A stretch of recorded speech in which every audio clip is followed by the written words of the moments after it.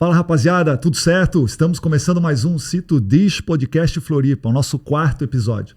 Galera, hoje nós vamos falar sobre arquétipos. Sabe o que é? Tem noção? Olha, eu vou dizer, eu acabei dando uma procurada, no assunto aqui na internet, tentando se preparar um pouquinho para o programa, e ficou um pouco complicado para mim as definições aí. E tu, Danilão? O pouco que eu procurei, não entendi nada. Mas estamos com um especialista hoje aí, né? Vamos aprender um pouquinho mais sobre. Só antes agradecer a galera aí dos outros programas. Todo mundo que vem acompanhando. O último programa foi muito legal. A gente teve uma resposta bem positiva, né? Muito legal. Teve bastante pergunta também. E agradecer. Quem puder seguir ali, dar um like, né? E vamos aprender um pouquinho mais sobre os arquétipos hoje. E hoje a gente trouxe um cara sensacional para estar falando sobre arquétipos aí. Ele tem especialização em psicanálise clínica e psicologia analítica. Ele tem formação nos Estados Unidos em Art e Humanities, na Illinois Central College. Ele é psicoterapeuta especialista em arquétipos. Seja muito bem-vindo ao nosso programa, Vinícius Lorenzetti. Valeu, uma honra estar aqui, cara. Pô, sensacional o programa. Gostei muito dos outros que eu assisti. Gostei muito da maneira que vocês levam a entrevista. É sensacional. Parabéns pelo programa, de coração. Valeu. Vinícius, então, cara, vamos lá, cara. Começa falando um pouquinho de ti, né? Da tua vida, de como é que... o rumo que tomou a tua vida que tu acabou chegando aí nesse trabalho de psicoterapeuta, arquétipos, enfim. Porra, se eu for falar da minha vida, vai umas horas aí, cara. Mas então, eu sempre gostei muito de ler, desde pequenininho, aí pelos meus 7 anos eu comecei a ler, né? Aprendi a ler, minha mãe é professora, me ensinou a ler desde cedo. E eu lembro que as primeiras revistinhas que eu lia era de mitologia, tipo Trabalho de Hércules, aquelas... E eu sempre gostei muito. Só que acontece, meu pai tinha um mercado. Meu pai tinha um mercadinho ali do bairro. E, porra, criança vai lá, vê as paçoquinhas, tudo, come tudo, né? E eu fui comendo. Pô, chegou uma hora, quando tinha meus 10 anos ali, eu tava quase semi-obeso. Aí minha mãe me obrigou a fazer algum exercício físico, alguma coisa assim. Me colocou numa escola de futebol. Eu comecei a treinar, comecei a gostar, comecei a ir bem na escola de futebol. Fui deixando de lado essas coisas de mitologia, de estudos, enfim, né? Joguei futebol até meus 20 e poucos anos. Quando eu tinha ali meus 19, 20 anos, eu consegui uma bolsa para os Estados Unidos. Fui para lá tive uma lesão. Voltou isso de querer estudar, cara. Como se tivesse reacendido essa chama aí de buscar mitologia, de buscar entender a psicologia humana, aquela coisa mais interna, assim, sem ser só comportamento, digamos, mais o inconsciente, digamos assim. E aí eu voltei com tudo para estudar, cara. E aí acabou nisso. Um breve resumão aí. E tu achou que o fato de tu estar nos Estados Unidos facilitou mais essa procura pelo estudo, por essa área específica, assim? Muito. A escola que eu estudei, o Illinois Central College, eles têm um departamento específico de psicologia e de escrita criativa. Poxa, parece que tem nada a ver uma coisa com a outra. Mas tem depois, quando a gente for falar dos arquétipos, enfim, vai entender melhor. O que acontece? Tem um cara que fala muito sobre arquétipos, que fala muito sobre narrativa, sobre histórias e psicologia, que se chama Joseph Campbell. E muito das obras dele não foram traduzidas para o português. Então, pô, facilitou muito eu estar lá, estudar, enfim. Eu trabalhava numa biblioteca também, quando estava lá. Então, sempre tinha um professor que ia, pegava os livros desse cara e ficava, caramba, mas o que tem nesse livro? Depois eu descobri que o cara era... O professor, ele era mestre em escrita criativa. Ele escreveu vários livros, assim, enfim. E eu comecei a perguntar pra ele, tá, mas por que esse autor específico? Dele me explicou algo chamado Jornada do Herói. Sim. Que daí entra na narrativa dos mitos, enfim, tudo. E eu comecei a ver uma aplicabilidade disso na psicologia, que era o que eu estava estudando na época. Então, estar nos Estados Unidos facilitou muito e aumentou muito essa vontade de estudar. O cara era obrigado a estudar, né? Senão não jogava. Sim, é lá. Esse esquema de bolsa, tu tem que ter um rendimento, né? Exato. Alguma coisa. E o fato de... E aí tu ficou até lá até quando? Eu fiquei lá até 2019. E aí uns 24, 25 anos. E saindo de lá, chegando aqui, né? Como é que isso? Dificuldade aqui no Brasil, porque, desculpa a minha ignorância, eu nunca tinha ouvido falar em arquétipos, cara. Por isso que eu até falei que o pouco que eu pesquisamos depois que a gente convidou e tal, mas eu não sabia, não tinha ideia do que era. Sim, o que acontece é que no Brasil, aqui, chegou muito os arquétipos de marca. O que é arquétipo de marca? Porra, é como se esses arquétipos que você procura na internet aqui no Brasil, sempre vai aparecer as coisas de marca, de branding, de coisa pessoal, enfim. Que é uma aplicabilidade que tem no marketing. Então isso chegou muito aqui, mas não aplicabilidade na psicologia. Sim. porque não foi traduzido algumas obras, enfim. Então, quando eu começo a falar sobre arquétipo, o pessoal meio que entra numa outra pira. Eles acham que eu tô falando de coisa mística, de coisa que não tem aplicabilidade. Entendi. Mas quando a gente começa a aprofundar na psicologia, principalmente de Jung, que é a psicologia analítica, aí começa a aparecer, dá para entender melhor sobre o inconsciente, enfim, sobre tudo. Eu vi que essa aplicabilidade que tu colocou, a parte de marketing, de marcas... Ontem eu ainda estava lendo alguma coisa que os próprios países, né, eles usam muito os símbolos de alguns animais é como se fosse uma identificação com o tipo de arquétipo, né? Sim. Estados Unidos, uma águia, né? A própria Alemanha também, enfim, entre outros. Então... Aquilo das cores tem a ver também? Depende. Tem esses arquétipos, que são os arquétipos naturais. Bom, primeiro, o que é arquétipo, né? Sim, vamos... Arquétipo é ideia primordial. Arqué significa primordial, significa original. Arqué, arcaico. E tipo do arquétipo é um modelo. Então é como se fosse um modelo primitivo. Essa é a tradução da palavra arquétipo. É como se fosse uma ideia primitiva, que a gente não consegue alcançar a ideia sem colocar ela no mundo real. É uma loucura, parece uma loucura, mas assim, tipo, tem uma ideia. Por exemplo, pensa em cavalo. No que vocês pensaram? Como é que é o cavalo que vocês pensaram? Eu pensei num cavalo marrom brilhoso. Exatamente, bonito, uma crina bonita. Fechou? Só que existem diversos tipos de cavalo. Sim. Vocês pensaram em um cavalo, não no cavalo. É como se tivesse um modelo de algo no mundo das ideias, digamos que não existe, e quando ele se manifesta no mundo comum, no mundo real aqui, ele se manifesta de alguma maneira. Um cavalo, como é que ele se manifesta? Poxa, cavalo preto, cavalo marrom, cavalo preto e branco, tá ligado? Tipo, com acidentes. O que são os acidentes? As características físicas da coisa. Enfim, o mundo dos arquétipos, quando a gente pega na filosofia, para Platão principalmente, um dos grandes filósofos aí da história, principal na verdade, ele chama isso de mundo das ideias. Por exemplo, a gente tem um podcast aqui. Primeiro o podcast teve que existir em outro lugar, antes de estar aqui. Alguém teve que conceber, teve que ter a ideia do podcast. Geralmente, a ideia que a gente tem é baseada em outra, que já foi feita.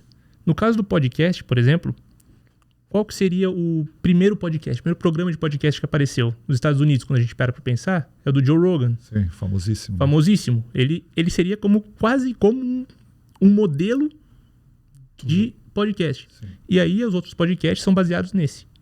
Então, mais ou menos, para ficar mais ou menos simples aqui para entender, o podcast do Joe Rogan é como se fosse um arquétipo de podcast, nesse momento. Sim. É uma ideia que deu certo e agora, então não dá pra fazer. Sacou? Sim. Nesse caso. Aí, falando demais aqui, perdão, pessoal. Cara, o programa é pra tu falar, cara. A gente não vai falar muito aqui. Não, Fica à vontade, Vinícius, tá? Cara, o programa é teu, o cara fala o que tu tiver que falar, por favor aí, cara. A gente tá aqui pra te ouvir, pra aprender aí contigo. Fechou? É que a ideia de arquétipo tem que pegar lá pra conseguir Vai lá, trazer. Vambora. Pra ir destrinchando tudo. Aí o que acontece? Existem esses arquétipos de ideia, que são de Platão. E existem os arquétipos psicológicos, os arquétipos de marca, os arquétipos naturais. Enfim, os arquétipos naturais seriam esses, da águia, do leão, do tigre. Quando você para pra pensar, o que uma águia representa? Quando você olha pra águia, o que... Liberdade, voo. Liderança. É o que os Estados Unidos quer. Sim. Então eles usam isso como símbolo para. Entende? Ainda não é um arquétipo psicológico, mas é um tipo de arquétipo natural. A águia representa uma ideia. Sim. Quando a gente xinga alguém também, parece aquela mulher, uma cobra, isso, aquilo, a gente está associando com alguma característica do objeto, do símbolo em si, né? Exatamente, cara. Exatamente. Você associa a característica da personalidade da pessoa a um animal. Nesse caso, xingar alguém de cobra, o que você quer dizer? Você quer dizer que a pessoa é traiçoeira. Sim. Que ela vai te dar o bote. Sim. Sabe? Então, por que isso? Quando a gente para pensar na mitologia, a cobra que foi a que levou Eva a pecar. Sim. Então é uma pessoa que fica ali toda hora falando no teu ouvido. Por que você associa a cobra? Porque ela anda pelo chão, ela tá rasteira, ela vai te dar o bote. Sim. Sabe? Você dá uma característica humana pra cobra. Isso seria uma projeção arquetípica. Sim. Não sei se tá complicado. Não, tá perfeito, tá ótimo. Estamos conseguindo. Você ali, você consegue ver as características na pessoa. Uma pessoa meio filha da puta. Sim. É uma cobra. Sim. É uma cobra. Nossa, o cara é brabo, tá brabo que é um tigre. Sim. Tá ligado? Por quê? Porque um tigre vai te atacar. Se você mexer nele, vai te atracar. Então você projeta nele. Aí, antigamente, a gente tem as mitologias que usam os animais. Sim. Por exemplo, esse mito da cobra que ataca, que é sorrateira, enfim. Enfim, daí a gente entra na mitologia do Jardim do Éden, entre outras diversas mitologias. Isso seria um arquétipo natural. O ser humano vê características no animal e consegue meio que, como se fosse um espelho, ver as características do animal em si mesmo. Sim. E aí projeta no outro. Sabe? Enfim, isso seria um arquétipo natural.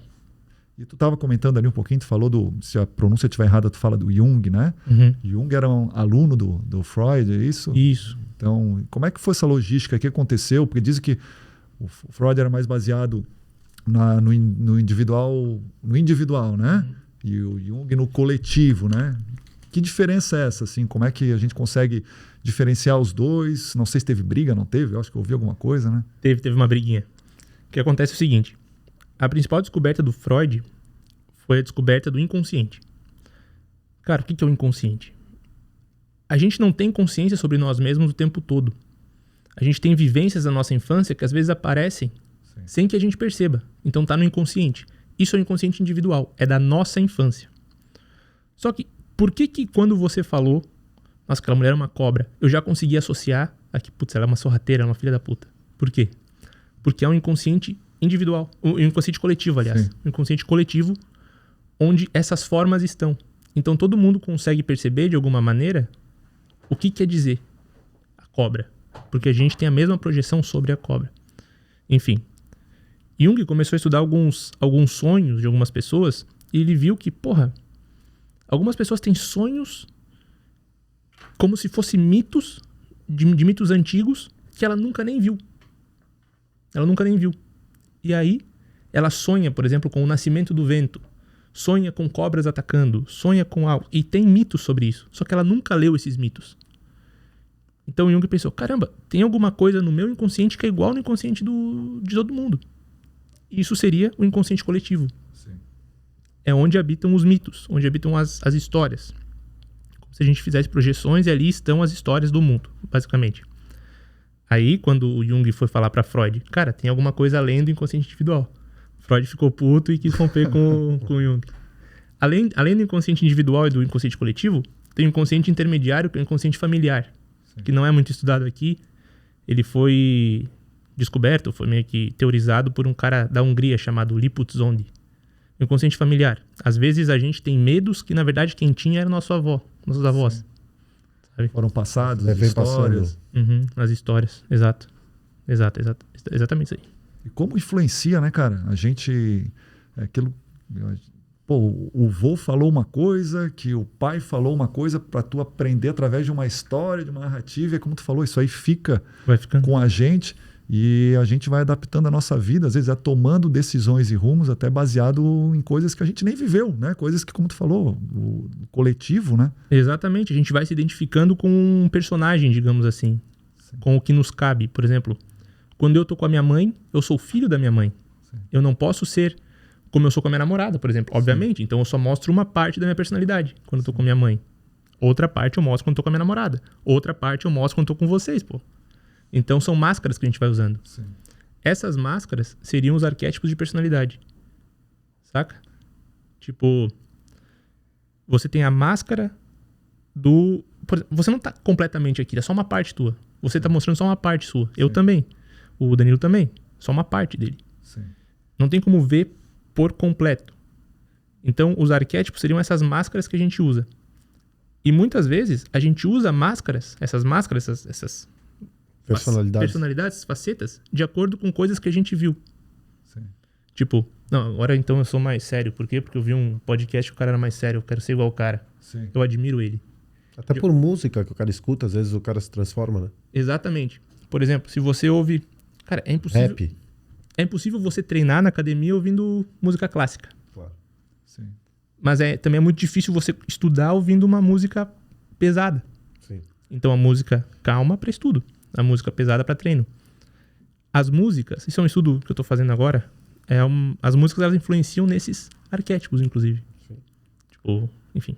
E tu acha que para a grande maioria das pessoas, eu até anotei aqui, essa escolha dos arquétipos, né? Que tipo de máscara utilizar em determinadas situações? É uma coisa que acontece naturalmente ou é uma coisa que a pessoa, às vezes, tem a noção de que...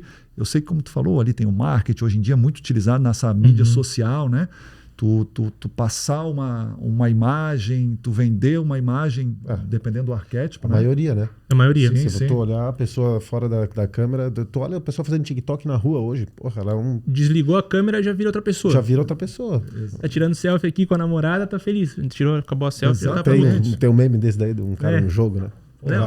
Então tu acha que isso aí é uma coisa que, claro, nesse caso mais profissional é uma coisa estudada, né? Sim. O cara vai lá, mas tu acha que no dia a dia, assim, pessoas normais, né, que, cara, acabam inconscientemente pegando uma... Como tu falou, né? O cara gosta do jeito que o outro dá uma palestra, tu começa a se adaptar numa postura, na maneira de falar, enfim. Não, isso acontece a nível inconsciente, geralmente. Sim. O que acontece é, por exemplo, a gente se comporta de maneiras diferentes em locais diferentes com pessoas diferentes. Como eu falei antes, eu me comporto de uma maneira com a minha mãe e me comporto de outra maneira com vocês aqui. O que acontece é o seguinte, eu uso uma máscara para conversar aqui e outra máscara nos outros lugares. Sim. A gente vai se adaptando de acordo com as coisas. Quando a gente fala de arquétipo, a gente precisa definir antes o que seria o ego. O ego, para definir ego, a gente tem que definir o que é self. O self é quem você é de fato. Sim. Tipo, tudo que você é. Tudo. Todas as potencialidades que você tem, tudo que você pode ser e vir a ser, tudo que você pode desenvolver em si. Isso está dentro de ti de alguma maneira. O ego é a maneira que você usa para colocar essa potencialidade no mundo. Sim. A gente só está aqui agora porque a gente tem um ego. Ego significa eu. Então eu só estou aqui nesse momento porque eu sei quem sou. Eu tenho uma individualidade. Essa minha individualidade é o ego. Sim. Beleza. Só que não adianta eu estar aqui vestido de jogador de futebol, por exemplo. Não cabe aqui nesse momento, apesar de eu já ter sido. Entende? Então, o meu ego, ele faz a mediação entre o que eu sou em potencial com o que eu preciso mostrar que sou nesse momento. Sim. Então, ele usa a persona. Persona, em latim, em grego, significa máscara. É como se eu usasse uma máscara para poder passar uma mensagem da melhor maneira possível agora, nesse momento. Sim. Só que acontece que, muitas vezes, quando a gente está inconsciente, a gente usa a máscara errada. Então, por exemplo, você quer uma promoção no seu trabalho. Aí você está usando a máscara do órfão. Você vai pedir pro seu chefe. Cara, por favor, não tem como me dar um aumento? Pô, tô passando dificuldade. Não, o chefe não... Porra, o chefe não vai sentir pena de ti. Sim. Se tu chegar lá e falar, ô chefe, tudo bem? Então, eu tô pensando em algumas maneiras de produzir mais nessa empresa. Como eu poderia te ajudar mais? Você usa outro arquétipo. Sim. O arquétipo do guerreiro, o arquétipo do explorador. Você tá disposto a dar teu sangue pela empresa? Pô, é óbvio que o chefe vai te dar um aumento, entende? Sim. Então, se você souber como fazer isso a nível consciente, cara, escolher ali. Sem saber o que usar, né? Eu até estava lendo que alguns arquétipos eles são utilizados até em entrevistas de trabalho. Por quê? Porque o cara vai lá, ele... Por exemplo, que tipo de bicho tu acha que tu seria? Aí, por exemplo, o cara fala, eu acho que minha característica é ser leão, leonino. Aí o cara pensa assim, puxa, cara, um cara que vai entrar de estagiário. Um cara que tem uma personalidade muito forte. A capacidade dele, de repente, de receber ordens, de repente... É mais complicado. Então, esse é só um exemplo, né? Mas eu acredito, né? Como tu saber que máscara utilizar, né? Sim. Cara, nesse caso aí, é um outro tipo de arquétipo, né? Sim. Diferente do que eu estudo, mas enfim. Esse aí também estudo outro tipo de arquetipologia. Nesse caso, entrevista de emprego, se alguém te perguntar qual animal você quer ser, se parar pra pensar, o melhor animal pra falar é cavalo. Por quê? Porque você não tá querendo estar acima do chefe. Você tá disposto a servir o chefe, como um cavalo serve um homem, por exemplo. Sim. Sabe? O cavalo não lidera o homem, o cavalo serve o homem. Enfim, seria um outro tipo de arquétipo. Quando eu falo de arquétipos, quando eu falo de psicologia, eu tô me referindo à arquetipologia de Jung, daquele cara lá que Sim. eu falei. Então, para Jung, a gente tem aí os arquétipos estruturais da psique, que todos nós temos, e os arquétipos de personalidade, que são essas máscaras que a gente usa. Os arquétipos estruturais da psique são os seguintes: ânima e ânimos, ânima sendo a parte feminina dentro do masculino e ânimos sendo a parte masculina dentro do feminino. Então, Uma mulher, ela busca um homem que encaixe nas suas ideias, nas suas expectativas de homem, nas suas expectativas de ânimos, para complementar ela ou para interagir, enfim. E o homem faz a mesma coisa com a mulher, busca algo que ele projeta para fora. Cara, se a gente parar pra pensar, a gente não conhece as pessoas, na verdade. A gente só conhece o que a gente acha que elas são. Sim. A máscara que elas usam para contar com a gente, né? Exato. Aí o que acontece? Você se apaixona por uma mulher, pela máscara que ela tá usando no momento, vai passando aí, passa 5, 10 anos, porra, você vê outras máscaras já. Sim. Porra, 5, 10 anos. Porra. Mas tu pode achar melhor, tu se apaixonar mais ainda, sim, ou normalmente é o que acontece, o cara vai... Aí que 10 anos é um tempo, né? Aí que tá, você vai vendo ela sem máscara. Sim. E quando você vai vendo ela sem máscara, imagina assim, imagina, cara, a gente tá aqui. Aí eu tiro a minha máscara, você me vê uma outra parte de mim, de alguma maneira. Você vai vendo o que a pessoa é. Só que ver quem a pessoa é ver o selfie dela, aquele eu em potencial. Sim, sim. E aí aparece uma outra parte, que é a sombra. Que é as coisas que nem ela sabe que é. Sim. Geralmente a sombra aparece como sendo algo negativo. Muitas vezes é, de fato. Então tem o potencial pro mal também. A pessoa tá ali no potencial para fazer alguma merda e... Enfim, você vai vendo. É que com o tempo tu vai conhecendo todos os arquétipos da pessoa. Não só aquele primeiro impacto que tem, que é o que tu falou, que ela vem mascarada de um jeito diferente do que ela é. Perfeito, cara. Querendo ou não, isso é normal, né? É no normal. Primeiro momento, todas as pessoas, cara, se adaptam porque muitas vezes o cara quer agradar. Só mostra o que quer mostrar. Exatamente, né? E é o que eu falo, nem sempre isso é por mal. Uma das perguntas até que foram colocadas é isso. Chega a ser uma mentira? Pode ser visto como uma mentira a gente estar usando esses arquétipos assim totalmente diferentes quando a gente conhece alguém, alguma coisa, ou acaba sendo uma coisa natural, assim, que a gente seleciona o que tem de melhor da gente para poder mostrar para a pessoa, assim, né? Sim. A gente vive em sociedade, né, Felipe? A gente vive em sociedade, cara. Então a gente sempre quer ser aceito pelo grupo de alguma maneira. Para ser aceito, a gente vai se acostumando e vai mostrando só uma parte que a gente sabe que vai ser aceito. Sim. E aí que entra a sombra. Olha só. Por exemplo, eu te mostro essa parte do celular, essa parte aqui. Você não vê a tela, só vê a capinha. Sim. Sacou? Só que tem toda uma tela do outro lado. Então, essa capinha é algo que eu sei que vai ser aceito por você, mas eu escondo a outra parte. Então a gente faz muito isso. Não é por mal, é porque a gente quer ser aceito. Quando a gente entende que, poxa, pra gente ser aceito de verdade, o que acontece é o seguinte, bom, a gente fala que vai ser aceito, a gente quer ser aceito de uma maneira, mas a gente só vai ser aceito de verdade quando a gente mostrar a nossa totalidade, saca? Então por isso do relacionamento, você falou uma coisa muito boa, cara. No relacionamento, a gente aceita a máscara da pessoa no primeiro momento, mas depois quando vai conhecendo, aí você decide, eu fico ou não. Aí você começa a conhecer toda ela. E aí você aceita ela como ela é ou não. Ou até que ponto aquela máscara que não seja negativa, mas que te incomoda um pouco, tu bota numa balança e fala, pô, mas tem tantas outras máscaras legais, tanta coisa boa, acho que isso aí, né, faz parte da personalidade dela, mas eu entendo, né? Todos temos os nossos defeitos, as nossas qualidades. Tu também vai mostrando as tuas máscaras. Sim, né? Exatamente. Vai mostrando quem você é. Aí vai também tirando a máscara e mostrando quem você tem ali em potencial. Sim. Porque, porra, a gente tem potencial de ser filho da puta às vezes, cara. Tem que assumir isso. Sim. A gente não tem potencial de ser só bonzinho. E a gente consegue ir moldando isso? Sim. Consegue, não consegue? Porque às vezes é assim, porra, não gosto desse anel. Mas com o tempo, eu vou me acostumando com a ideia do anel e depois posso chegar até a gostar do anel. A gente consegue se moldar isso daí, né? A gente vai se moldando com as características que a gente precisa. Por exemplo, um trabalho. Porra, você pode aprender a gostar do trabalho. Você não precisa gostar no primeiro dia. Você vai aprendendo. Você vai se moldando de acordo. Sim. E aí você vai aprendendo a mexer a realidade ao teu favor, de alguma maneira. Digamos assim. Se adaptando, sabe? Aí o que acontece? Bom, a gente tá falando da ânima e do ânimos, né? Que são esses... Mas lembrando a gente. Não, perdão. Essa ânima e ânimos são essas projeções de masculino e feminino. A gente entra num relacionamento. Aí tem a sombra, que é isso que a gente não mostra. Tem esse self, que é aquele nosso eu em potencial, tipo, porra, gente, vocês sabem que tem um potencial de ser um puta entrevistador bom. Aí você vai aprendendo. Sim. Mas tem um potencial ali, entende? Então você vai trabalhando esse potencial. Beleza. Acima desse self, um pouquinho mais perto da realidade, digamos assim, que a gente tem o mundo interno e o mundo externo. Perto do mundo externo, tem o ego, que escolhe o que mostrar do self. Sabe, tipo, pô, eu vou mostrar só essa partezinha de mim. Sim. E aí usa uma persona para mostrar. Que usa a máscara. Com qual máscara eu consigo mostrar isso aqui? Sacou? Sim. Enfim, daí ali entra os arquétipos de personalidade. Vai, mete bala aí. Cara, vai falando. Foi mal, pessoal. É que o Jung ele demorou cara, tá sensacional, 26 livros, cara, pra escrever. Eu ia falar, abrange muita coisa. Né? Porra, 26 livros.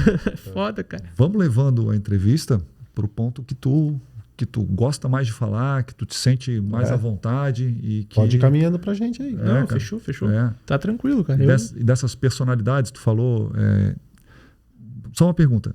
E quantas máscaras, não sei se uma pessoa pode utilizar, né? Número indeterminado, determinado, né? Aí quando a gente entra nas máscaras, todos nós temos 12. Geralmente esse é o estudo, né? A gente tem 12 arquétipos. Seriam aí os arquétipos, enfim. Posso listar depois. Mas geralmente a gente tem 4 que estão aparecendo mais a nível consciente. Sim. Um deles sendo dominante e os outros 3 dando apoio. Então, por exemplo, o arquétipo do governante. Uma pessoa que gosta de liderar e fica mais nos bastidores liderando. Mas aí o segundo arquétipo dele é o arquétipo do guerreiro. Então ela gosta de liderar, mas ela gosta de botar a mão na massa também. Sim. Sabe? Tipo, a gente vai trabalhando dessa forma. Existem 12 arquétipos. Seria aí o arquétipo do órfão, o arquétipo do inocente, o arquétipo do explorador, guerreiro, rebelde, amante, mago, guerreiro já falei, enfim. Mago, a gente tem o arquétipo do bobo, o arquétipo do governante, arquétipo do cuidador, arquétipo do bobo. Enfim, a gente tem esses 12 arquétipos. E aí, uma coisa que se confunde muito é que quando a gente começa a olhar os 12, parece que falta o arquétipo do herói. Sim. Porque o herói é o ego. Então, o que eu quero dizer com isso? O herói sendo o ego. Quando a gente entra em narrativa, sempre tem a história de um herói. A vida sendo uma história. A gente é o herói da nossa própria história, de alguma maneira. Só que a gente pode ser um herói guerreiro, a gente pode ser um herói órfão, a gente pode ser um herói que está explorando o mundo, ou seja, a gente pode ser um herói, sendo guerreiro. Uma pessoa que quer conquistar o mundo, que quer descobrir coisas novas. Entende? Quer trazer para si, ver o mundo como sendo algo a ser conquistado. Sim. Um herói órfão. É um herói que busca aceitação. Pessoas que buscam aceitação. Quer ser aceito o tempo todo. Uma pessoa com o arquétipo do rebelde. Uma pessoa que não se importa muito em ser aceita. Uma pessoa que quer o novo. Ela quer fazer coisas novas. Para guiar os outros de alguma maneira. Então é como se a gente tivesse dentro dessa personalidade maneiras de interpretar a realidade. A realidade pode ser algo a ser explorado, pode ser algo a ser conquistado, pode ser algo a ser aceito, pode ser algo a ser descoberto. Quero entender a realidade ou quero viver a realidade? Entender a realidade, arquétipo do sábio. Sim. Viver a realidade, arquétipo do bobo, por exemplo. Quer aproveitar tudo. Sim. Enfim, seria mais ou menos isso, cara. Todos nós temos os 12. Sim. Alguns mais trabalhados e mais conscientes, outros a nível inconsciente, não trabalhados. Sim. A gente estava conversando aqui antes do programa e tu fez uma associação ótima que eu achei que é com signos, né? De que como se cada um tivesse um signo e mesmo que tu tenha o mesmo signo e características parecidas, né? As pessoas não são iguais. Nem todos os geminianos são iguais, nem todos os librianos são iguais. Eles têm características próprias desenvolvidas em função da experiência, enfim, de coisas que... Sim, sim. Uma associação mais ou menos assim? Não, é mais ou menos isso. Quando a gente entra em signo, acaba tendo muito misticismo ao redor, né? Sim. E aí complica um pouco. Acaba sendo mais pseudociência, enfim. Os arquétipos, mas eu digo só para entender o processo, assim, as características básicas de uma pessoa são aquilo. Claro. Né? Se a gente parar para pensar em astrologia, por exemplo, a gente tem o signo solar, que é aquele signo, eu nasci e sou de peixes, nasci e sou de câncer, nasci e sou de aquário, e tem os ascendentes, que são os signos que dão base para a tua manifestação no mundo, enfim. Se a gente coloca mais ou menos essa linguagem para o arquétipo também, é como se você tivesse um arquétipo dominante, que seria o arquétipo, o signo que você nasceu, e os arquétipos secundários ali, o ascendente, a tua lua, enfim. É mais ou menos isso também. Só que quando a gente fala de signo, aí o pessoal geralmente torce o nariz e fala que é... Tipo, o arquétipo, por exemplo, ele tem ele tem base antropológica, tem estudos de antropologia. Esses arquétipos eles estão presentes em todas as culturas, Quem estudou isso foi Joseph Campbell, que foi lá no começo, né? Tu falou.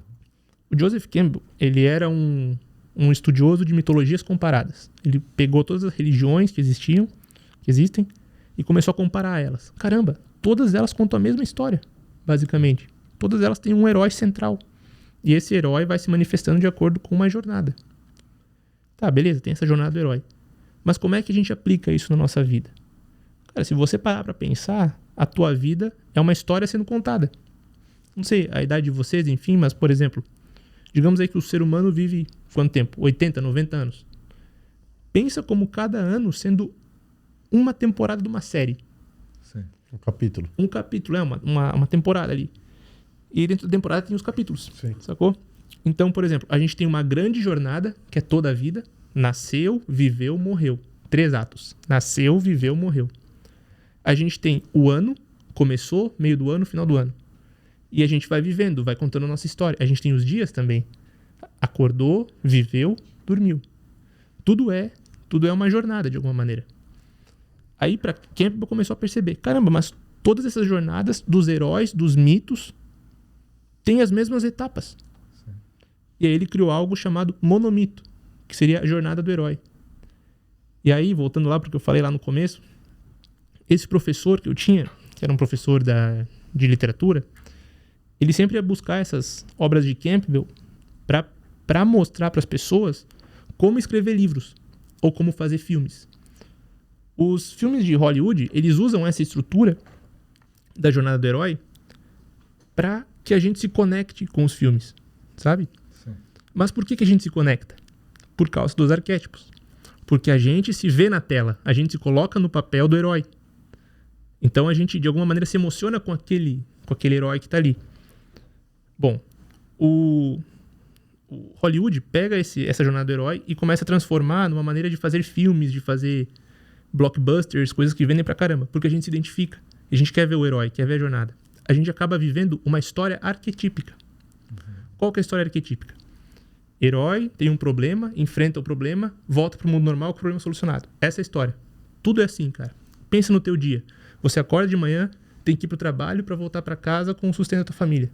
O trabalho acaba sendo um problema. Você tem que ir pro trabalho, resolver o que vai fazer ali para voltar com algo para tua casa. Então, quando a gente pensa, por exemplo, no mundo como um lugar para ser melhorado, a gente tem a nossa obra no mundo. Algo que a gente pode fazer.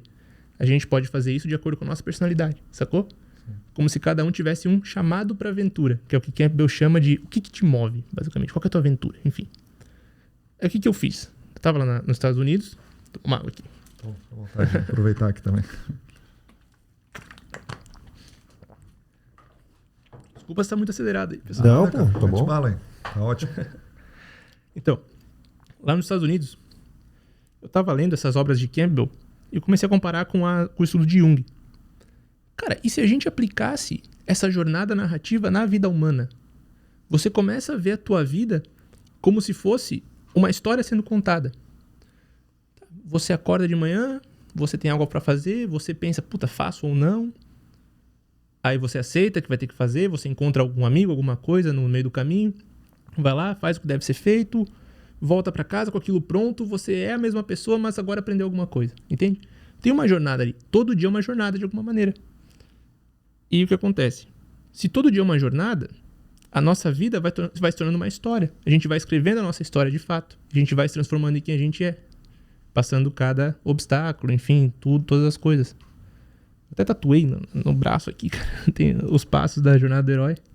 Ah, cola. É, uma cola, pô. Tipo, se a gente parar pra pensar, olha só.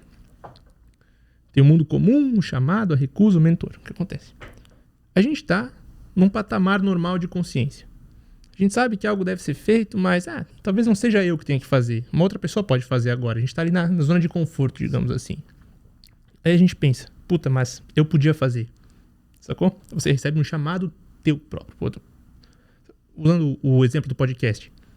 Vocês estão ali de boa, aí aparece uma ideia. Cara, ia ser muito legal fazer um podcast. Ia ser da hora trocar ideia com o pessoal. Você recebe um chamado. Puta, mas é foda fazer um podcast. É difícil. como se fosse uma recusa ao chamado. Vocês recusaram isso por um breve momento. Aí vocês começam a pesquisar, ou vocês veem algum podcast que inspira vocês, e você pensa, é possível fazer, vamos fazer então. Encontro com o mentor. Você aceitou o chamado, vamos fazer. Quando você encontra o mentor e aceita esse chamado, você começa a fazer amigos, pessoas na tua história que vão te apoiar no projeto do podcast, ou pessoas que não vão apoiar. Então começa a aparecer os primeiros comentários.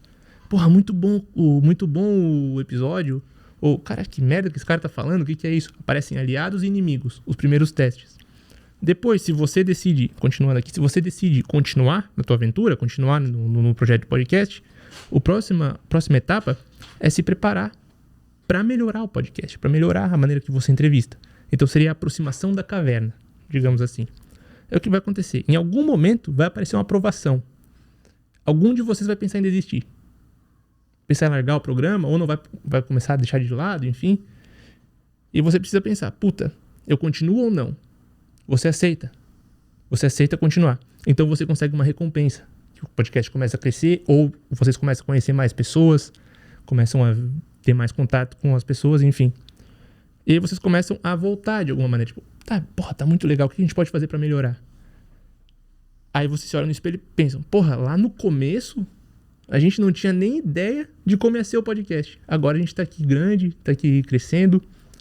Vocês ainda são os mesmos, mas não é a mesma consciência. Sim. É como se vocês tivessem conseguido algo. Então vocês voltam pro mundo comum e talvez esteja alguma pessoa ali, um conhecido da família de vocês, ou alguma pessoa que vocês jogam lá no futevôlei, pensando, eu tava a fim de fazer um podcast, como é que é? Aí vocês inspiram ele a começar. Você se torna um mentor desses caras. Entende? Uhum. Não sei se fez sentido. Fez muito sentido. Mas muito, né? Explicação boa. Mas é a jornada, cara. A gente passa por essa jornada todo dia. E o que acontece? Aqui eu dei um exemplo da jornada do podcast. De como seria, né? Mas, pensa no teu dia, cara. Tu acorda de manhã, teu despertador toca. Tu pensa, puta que pariu, vou ficar um pouco mais na cama. Recusou o chamado. Aí, não, beleza, vou levantar. Aceitou o chamado do dia. Aí você pensa, o que eu tenho que fazer hoje? Resolver algum problema. Aí você vai e fala, ô João, me ajuda aqui, cara, tô com um problema aqui, o que tu acha que eu devo fazer? Encontro com o mentor, ele te deu uma ideia, ele se tornou teu mentor pro dia. Você aceita, você vai tentar resolver, enquanto você vai resolver, acontecem coisas, enfim, você vai se preparando e vai indo, até o momento que você tem que voltar pra casa com o problema resolvido. Sacou? É uma história, cara. E o engraçado é quantas pessoas não aceitam o chamado, né? E aí começa a entrar naquela história que a gente falou com o próprio Wesley aqui, ou com os outros também, né? De tu querer fazer diferença, né? De Exato. Pensar diferente, criar hábitos diferentes, né? Como tu falou, o cara entender que tu tem a capacidade de tu mesmo virar o herói e fazer com que a tua vida seja um aprendizado diário ali, ou tu entra numa rotina, né, que é acorda de manhã, faz sempre a mesma coisa, vai dormir. Mas pelo que eu entendi também, mesmo que a gente tenha a rotina nossa, essa rotina sempre é quebrada. Sim. Com um problema. Com um problema. Sempre vai ser quebrada. Sempre tem, todo dia. E esse é o segredo, cara. Esse é o segredo. Olha só, antes de acontecer a aprovação ou o problema, tem um momento na jornada que é a preparação. Como é que você se prepara para o problema? Esse é o ponto. Se você se preparar bem para o problema, você vai conseguir passar pelo problema. Esse é tipo afiar machado. Você passa mais tempo afiando machado para conseguir cortar a árvore mais rápido. Sim, entende? O problema é que o problema vai aparecer, queira você ou não. É melhor que você esteja preparado. Então é melhor que você seja um herói que decidiu ir para a aventura, não que foi chamado às pressas e te jogaram ali na boca do monstro. Entende, basicamente? Sim. Porque existem nas narrativas, nos mitos, existem os heróis, os anti-heróis, os heróis que negam o chamado e que são jogados para lá. Por exemplo, não sei se são cristãos, enfim, não conheço muito, mas na mitologia cristã, mitologia bíblica, nas histórias bíblicas, existe a história de Jonas. Jonas era um pregador e ele é chamado por Deus. Jonas, vai pregar minha palavra em Nínive. E Jonas se assusta, porque é uma cidade gigantesca.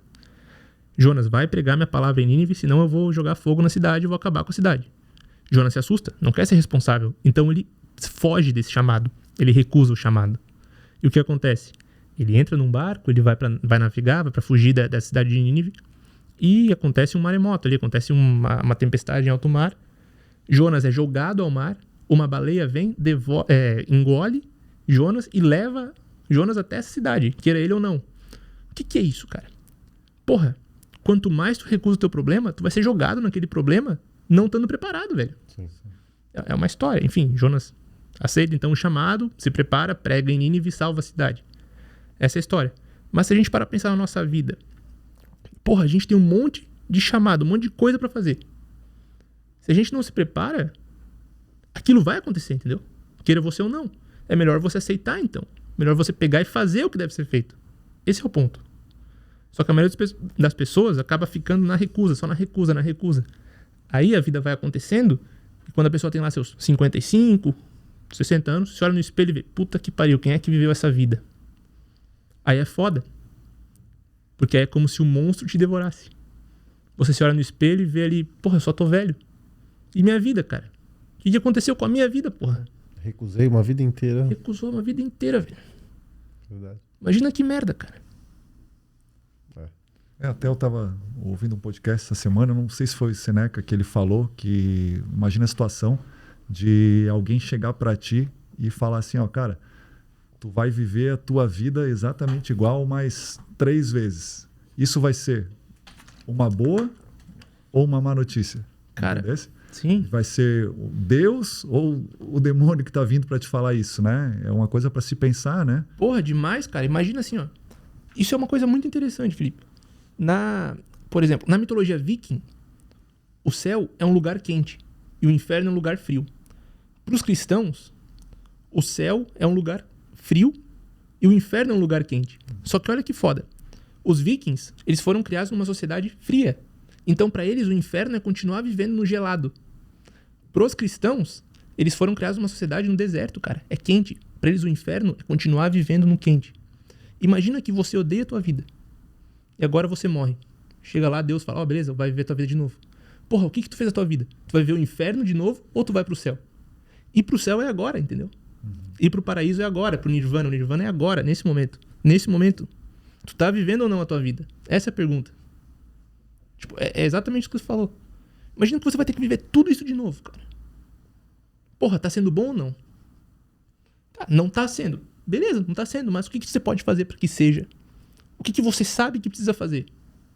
Essa é a pergunta, sacou? Sim. Entra muito na teoria do estoicismo, né? Essa Bastante. parte, eu não sei se chega a ter alguma coisa muito em comum, né? Porque eles falam muito disso, né? Uhum. De tu tá vivendo o presente, colocando o máximo de excelência possível em tudo aquilo que tu faz, de saber encarar os teus problemas, né? E no caso deles ali, saber encarar tudo com calma, com tranquilidade, né? Saber que os problemas em si são para ser vividos, mas que tu leve sempre pro lado da razão, né? Não leve pro lado da emoção, né? Exato, é o memento mori e o carpe diem, né? Perfeito, tem até aquelas moedinhas que são bem famosas com caveira, né? Cara, eu tenho... Lembrar-se que tá vivo, né? E que tu morre, né? Eu tenho tatuado aqui uma máxima que geralmente o pessoal do estoicismo esquece, que é o tempus fugit. O tempo foge. Toda vez que eu olho no relógio, eu vejo a tatuagem. Isso é uma coisa pra me lembrar. Cara, tá passando? E aí, porra? Massa. E aí, tive porra? vontade também de fazer uma tatuagem, alguma coisa nesse sentido, assim, de bater o olho. Eu tenho algumas, né? Mas alguma coisa pra estar ali, cara. Cara, eu tenho todo o braço fechado Sim. com isso, velho. Mas é isso, tipo, tu olha ali, a gente esquece. É tic-tac o tempo todo. Sim. Tic-tac o tempo todo, a gente esquece, velho. Esse tic-tac vai acontecer, queira você ou não. Entende? Olha só. Porra, a gente vai morrer. Sim. Todo mundo aqui vai morrer. É a única certeza que a gente tem, né? É a única certeza, velho. É melhor morrer. Como que é melhor morrer? Vivendo a vida de outra pessoa ou a tua, porra? Sim. Ah, mas a minha vida eu tenho sonhos. Eu sei que tu tem sonhos, mas tu vai morrer, porra. Sim. Vai. Há pouco tempo atrás, eu seguia ele, o rapaz lá do Fusca, o cachorro, que foi uma comoção aí em Santa Catarina. Que a gente até fala, né? A galera, tu falava assim, porra, coitado do cara. Porra, mas ele morreu do jeito que ele queria. Sim. Todo mundo falava isso daí, porra, o cara morreu do jeito que ele queria. Se ele tivesse morreu do jeito que ele queria. Não no acidente, claro, né? Mas fazendo o que queria, né? E é o que ele viveu, né? Imagina que o Jesse morresse com seus 80 anos trabalhando para uma firma, sempre com aquele sonho de, queria pegar meu Fusca e meu cachorro para viajar. Porra, cara. Mas quanta gente tem esse sonho, cara? Não tô falando só do Fusca, mas de pegar um carro, viajar. E quanta gente não é bloqueada por causa disso? Porque que carro que eu vou? Mas vou ter que ser mecânico também. Eu já bloqueio, o cara já para, já recusa, né? Não vive. É exato, falando, cara. Recusa, né? O cara não quer seguir, né? Não, exatamente. Quando a gente vive a nossa vida, a gente perde o medo da morte. Não é mais medo, é pena. A gente tem pena de morrer. Puta, tava sendo legal, que pena que eu morri. Eu juro por Deus, eu não tenho medo nenhum de agora pegar o ônibus ali e se eu morrer, eu tô feliz. Entende? Eu tô passando uma mensagem. É isso que vale pra mim. Então eu tô na minha vida. Ia ser muito pior pra mim estar com 70, 80 anos e olhar no espelho, cara, eu tinha tanta coisa pra falar. Acordava de manhã, trabalhar, voltava e nem gostava de fazer. É foda, cara. É foda.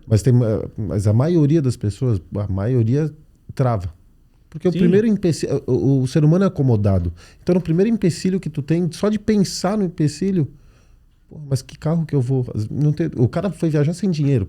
Sim, cara. Pegou o Fusca, o cachorro, vou fazer uma vaquinha virtual. Quem é que vai fazer isso? E ele foi atrás do sonho dele. É isso daí, tem que viver. Não é fácil. Às vezes achou um mentor. Achou alguém que fez, sentou, deu as ideias. Cara, é assim, ele... É o que tu tá falando. Essa jornada é muito legal, né? Do herói aí. É exatamente isso, cara. Você olha o tanto de mentor que a gente tem de graça no YouTube, cara. Sim. Qual que é a responsabilidade do mentor? É te dar ferramentas. Vocês entrevistaram o Wesley aqui. O tanto de ferramenta que o bicho deu pra você viver a vida de uma maneira... Loucura. Usando neurociência. Cara, pega a neurociência e aplica na jornada do herói, na jornada da tua vida. Tu fica imparável, velho. Tu sabe acordar, se expor à luz solar. Você usa isso como ferramentas para ser o teu eu melhor possível. Tua melhor versão, digamos assim. Sim. Entende? Bom, voltando ali pro que a gente tava falando do Jesse. Claro, algumas pessoas fica foda. A gente acaba entrando naquele discurso de coach, assim, viva a sua vida. Tem que ver também a sua circunstância. A gente tem o nosso chamado, digamos assim, a nossa vontade tem a circunstância. Sim. Talvez você não possa fazer uma viagem pro Alasca, mas talvez você pode ir para São Bento do Sul, Sim. Com a tua família, um fim de semana. Entende? Existe a possibilidade de você viver essa vida. Só que se a gente fica dando desculpa o tempo todo, não vai, cara. Não vai, a gente vai ficando. É o que eu falei, do ser humano, a gente trava no primeiro empecilho que tem. Eu acho que é do ser humano assim, né, cara? Trava no... Que nem a gente joga futebol, às vezes o Sonsini, vamos jogar lá no sul da ilha, lá que tem tem que ir até o sul da ilha, cara.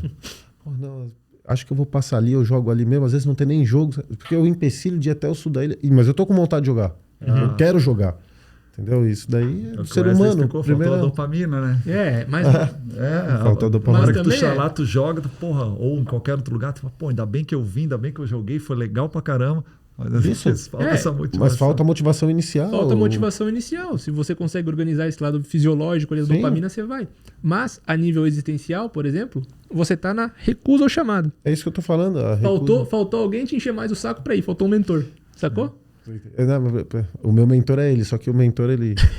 Não, eu tive... a gente tem vários... Cara, nesse momento de pandemia, né, que todo mundo ficou muito recluso em casa, né? Cara, para mim foi um momento eu posso identificar como um chamado. Porque eu comecei a ler demais, muito mais do que eu lia. Hoje eu leio muito. Comecei a prestar muita atenção nos gurus que tu botou aí no YouTube. Cara, começou a abrir muito a minha cabeça para muitas coisas, assim, né? E eu falei, cara, vou mudar dessa maneira. Tem muita coisa que eu sempre quis fazer, né? E não tive oportunidade. E, cara, fui modificando na leitura, nos meus hábitos, naquela velha história das pessoas com quem eu me cerco, né? E, cara, tô tentando ver se eu consigo chegar nessa evolução, né, cara, diária, de a gente tentar ser uma pessoa melhor, tentar ter uma vida legal, aproveitar os momentos com as pessoas que a gente gosta, tentar sair, cara, justamente não da rotina diária que a gente tem ali, mas fazer com que a gente consiga absorver sempre alguma coisa, né, de coisas que a gente está observando no dia a dia, né? O Wesley fala muito, né? Em vez de sair para andar com o celular, ficar ali no celular, ouvindo, presta atenção no ambiente ao redor, tenta pegar alguma coisa ali, né? Sim, não, é total isso, cara. Outra coisa que você fez, você olhou pra dentro. Você começou a olhar pra dentro. né, na pandemia, enfim, você olhou pra dentro e viu, porra, dá pra ser alguma coisa a mais, dá pra fazer mais, dá pra descobrir mais. Muitas vezes o mundo externo é um reflexo do nosso mundo interior. Por quê? Porque a gente usa os arquétipos, usa a personalidade pra ver o mundo. Então você pode ver o mundo, por exemplo, no arquétipo do guerreiro, coisas a serem conquistadas, lembra que a gente falou? Ou ver o mundo no arquétipo do órfão. Pô, mas não vou lá, não tá na hora. Tipo, uma coisa mais derrotista, querendo ser... Desculpa. Não, tipo, querendo ser aceito, querendo... Sabe? Tipo, querendo que os outros te aceitem, e aí fica o tempo inteiro aqui, vendo, a vida vai acontecendo e você fica perdido. Cara, loucura, né? Mas é que eu acho que o ser humano ele é complicado. Tu entra numa rotina, pra tu sair da tua rotina, é complicado um pouquinho, né? Exato. A rotina é a seguinte, é mundo chamado recusa. Mundo chamado recusa. Você recusa, você volta pro mundo. Mundo comum, digamos assim. A tua vida não muda. Só fica naquela. Cara, então a gente falou bastante aqui, né, sobre os arquétipos e todas as máscaras e aplicações que a gente consegue no dia a dia aí, né? Como alguns têm muitas máscaras, outros têm poucas, né? Porque ainda não sabem utilizar. Mas, cara, se tu puder dar uma explicada pra gente um pouco melhor nesses 12 arquétipos 12 personalidades, né? 12 arquétipos que foram definidas por Jung, né? Sim. Então, cara, dá uma explanada geral aí pra gente, aí explica. Acho que vai ser interessante. Acho que muita gente vai querer olhar o programa também para saber em que tipo de arquétipo o cara se identifica, né? Sim. Porra, cara, eu acho que eu sou tal, eu acho que eu sou o outro. Acho que vai ser bem legal, cara. E além disso, caso não se identifique com nenhum, você pode fazer o teste lá, que tem no meu perfil, que fica mais fácil, sincero nas respostas. Aí sendo sincero, aparece. né? Não usando honesto, máscara, né? Exato. Tem que ser honesto, cara. Tem que ser honesto. O que acontece, cara? Quando a gente fala de arquétipo de Jung, existem mais do que 12. Esses 12 aqui são os 12 básicos. Mais tarde, depois, na psicologia analítica, chega uma psicóloga chamada Miley Byers, que ela cria um novo teste, que é o teste das 16 personalidades. Isso é uma coisa também a ser estudada. Quando a gente fala de arquétipo, esses 12, que eu vou citar agora, eles são mais comuns, eles aparecem mais fácil, fica mais fácil para explicar. Por isso que geralmente aparecem sempre os 12. Beleza? Existem diversos outros, mas esses 12 aqui, eles estão em todas as pessoas. Fechou?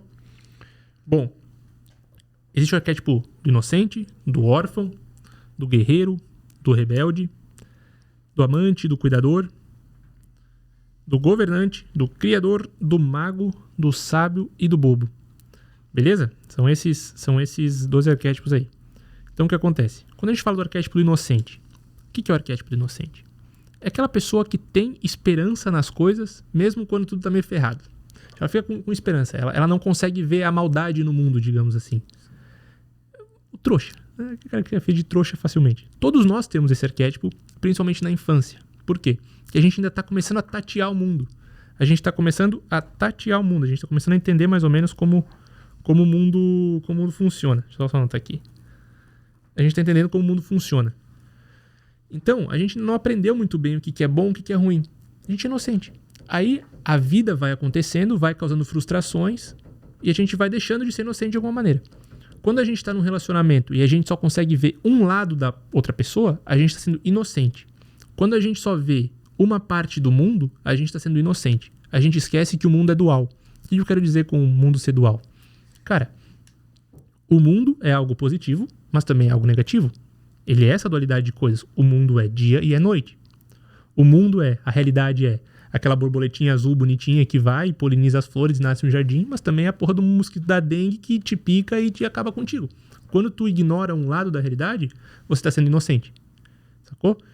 Não é necessariamente positivo, nem necessariamente negativo. É só é, digamos assim. Então, algumas pessoas elas tendem a ver a vida com mais inocência, com mais esperança de que tudo vai ficar bem. Às vezes não fica tudo bem. E tá tudo bem por não ficar tudo bem, porque é a vida tá acontecendo. Enfim, geralmente esse arquétipo ele vai sendo desativado aos poucos pela própria vida. É algo que vai acontecendo. Aí a gente entra pro segundo arquétipo, que seria o arquétipo do órfão. O arquétipo do órfão, ou como chamam também do cara comum, eu não gosto muito dessa terminologia aí do cara comum, porque eu não concordo particularmente, enfim. Mas o arquétipo do órfão é aquela pessoa que tende a buscar a aceitação, tem medo do novo, que é ficar sempre na zona de conforto e tem medo de explorar as coisas. Então, busca ser aceito, busca opinião alheia, sempre o que o outro vai pensar, sempre como ficar protegido aqui no meu mundinho, quer buscar novamente algo que perdeu. Ou não quer perder mais. Seria essa a principal busca das pessoas com o arquétipo do órfão, é ser aceita. Ser aceita por aquilo que perdeu. Por que órfão? Porque, cara, quando a gente... né, um órfão é quem perdeu alguém que ama, quem perdeu o pai, a mãe, enfim, seria basicamente isso. Exato. Geralmente esse arquétipo do órfão acaba sendo ativo quando a gente termina um relacionamento, quando alguém que a gente ama morre. Isso é algo que vai ativando o arquétipo. Por quê? Porque a gente vai se sentindo mais fechadinho, assim, sabe? E aí fica com medo de explorar, enfim. O arquétipo do órfão também pode ser ativo quando existe aquele bullying na 5ª, 7ª série. Sim. Por quê? Porque a criança está começando a entender como o mundo funciona. Mas aí os coleguinhas dela, que ela via como sendo alguém, como sendo seus irmãos, pessoas que ela podia confiar, traem ela com o bullying. Sim. Então ela se torna órfã de amigos, sabe? E daí ela, na vida adulta, ela vai sempre querer buscar ser aceita pelos outros. Sim. Vai esquecendo, enfim. O arquétipo do guerreiro. O arquétipo do guerreiro são aquelas pessoas que aparecem nas pessoas que têm uma tendência a ver o mundo como algo a ser conquistado. Positivamente falando, aquela pessoa com ação, que vai com tudo, que conquista as coisas que quer fazer. Aparece muito em empresário, aparece muito em atletas. Inclusive, se a gente parar pra pensar, o que é um jogo de futebol, um jogo de basquete, um jogo de futevôlei? É uma guerra acontecendo, sem violência, mas é uma guerra. O que um time quer fazer com o outro? Um time quer fazer gol no outro. Ou seja, um exército quer conquistar o outro exército, conquistar o território do outro exército, marcando um gol para conquistar o território da final. Para conquistar um dos lados da final, sacou? Então são 2 exércitos brigando. Os atletas de hoje em dia têm muito desse arquétipo ativo, do guerreiro. Bom, o lado positivo é justamente essa ação. Ir para ação, ir atrás do que quer. O lado negativo é que, quando essa vontade é mal canalizada, a pessoa pode se tornar fanática por ideologias. Então, é como se só a verdade dela fosse a única verdade. Eu sei das coisas, você vai me engolir, você tem que me aceitar. Entende? Acaba sendo impetuoso, acaba só querendo colocar a goela abaixo das pessoas, enfim. Passando por cima de todo mundo. Militante político, hoje em dia. Militante político, aquele empresário que não tem escrúpulos, por exemplo, quer que os preços competitivos acaba indo contra o mercado, enfim. É um arquétipo do guerreiro. Sim. Na sombra, no lado mais não bem utilizado, digamos assim. E a gente tem aquele arquétipo do rebelde também. O que é o arquétipo do rebelde? O arquétipo do rebelde vai na contramão do arquétipo do órfão. Lembra, o órfão quer ser aceito. O rebelde quer trazer uma mudança. Então ele não se importa com o status quo. Não se importa com o que vão pensar dele. Ele quer mudança. O problema é que, pelo nome rebelde, a gente já consegue entender, né? O rebelde também pode ser um autodestruidor. Tem uma tendência a fumar, tendência a abusar de drogas. Por quê? Porque não quer ser aceito. Eu sou rebelde. Quer ser diferente. Quer ser diferentão. Aí o rebelde vai depender muito do arquétipo secundário. Por exemplo, uma pessoa com o arquétipo dominante do rebelde e o arquétipo secundário do criador, um Steve Jobs. Entende? Na verdade, o Steve Jobs era o criador com o arquétipo secundário do rebelde. Ele estava criando, mas ele não se importava com o status quo. Ele queria mudar. Então ele... Cara, pra nós 3 aqui, a gente tá aqui, a gente tem que ter um pouco do rebelde. A gente não pode se importar muito com o julgamento do pessoal da internet. Sim. Se a gente se importar demais com o julgamento, a gente fica parado e não faz nada da vida. É bom ter esse arquétipo um pouco ativo do rebelde. A gente não pode se importar muito, senão não vai. Sim. Então é para isso que ele serve, para dar esse movimento. É diferente do guerreiro. O guerreiro quer botar um ímpeto, vontade para tudo. O rebelde quer liberdade. Não quer ser preso pelo status quo da sociedade. Não quer ficar preso no labirinto ali, digamos assim, da existência. Ele quer ser ele. Essa é a busca. Liberdade. Se a gente parar para pensar em marca, por exemplo, quais marcas falam com o rebelde? Com o nosso rebelde? Harley Davidson, Marlboro. São marcas que falam com o rebelde. Então as pessoas que têm uma tendência à rebeldia vão gostar de moto, geralmente. Sim, liberdade. Conversível. Então, aí que entra aquilo das marcas, por exemplo, né? A Nike, Adidas, são marcas que falam com o guerreiro. Sim. De atletas, enfim. Sim. Fechou? E deixa eu só te fazer uma pergunta nesse negócio do... Qual foi o último que tu falou? Rebelde. Do Rebelde. E até que ponto tu consegue com o tempo... Bom, aí que tu falou, né? Com o tempo as máscaras vão caindo. Porque até que ponto, às vezes tu vê um cara que... Porra, olha lá, o cara tem um estereótipo tem um arquétipo de rebelde. Porra, o cara não dá bola pra nada, isso e aquilo, papapá. E aí depois com Quando o era tempo... adolescente. Depois com o tempo tu... Não, depois até mesmo assim, depois com o tempo tu começa a conviver mais com o cara e tu vê que, porra, não é bem assim, né, cara? Sim. O cara faz um papel, eu não sei se... Você falou sem querer a parada, cara. Você falou estereótipo. Sim. Essa é a diferença entre estereótipo e arquétipo. O estereótipo até uma pergunta que foi botada no Instagram, né? Até a Ana perguntou qual é a principal diferença entre arquétipos e estereótipos. Se tu quiser falar depois, a gente deixa aqui marcado, mas se tu quiser pegar, deixa. Não, fechou. É que estereótipo é o que parece ser. Arquétipo é o que é. Sabe? Então, tipo, a gente tatuado aqui, a gente parece os rebeldão. Cara, talvez não, talvez a gente seja cuidador. Sabe? Enfim. Estereótipo é o que o outro acha que você é, mas não é necessariamente aquilo. Sim. Basicamente. Bom, o rebelde geralmente é ativo, sem querer, inconscientemente, ali pela segunda fase da adolescência. 17, 18, 19 anos. É uma outra tentativa de experienciar o mundo, mas aí com a sua vontade. Porra, não quero que se importem comigo. Foda-se minha mãe e meu pai. Sacou? Tipo, aparecendo isso. É algo relativamente normal aparecendo nessa idade. Uma transição de personalidade na adolescência. O rebelde, ele aparece muito quando precisa fazer uma transição de personalidade.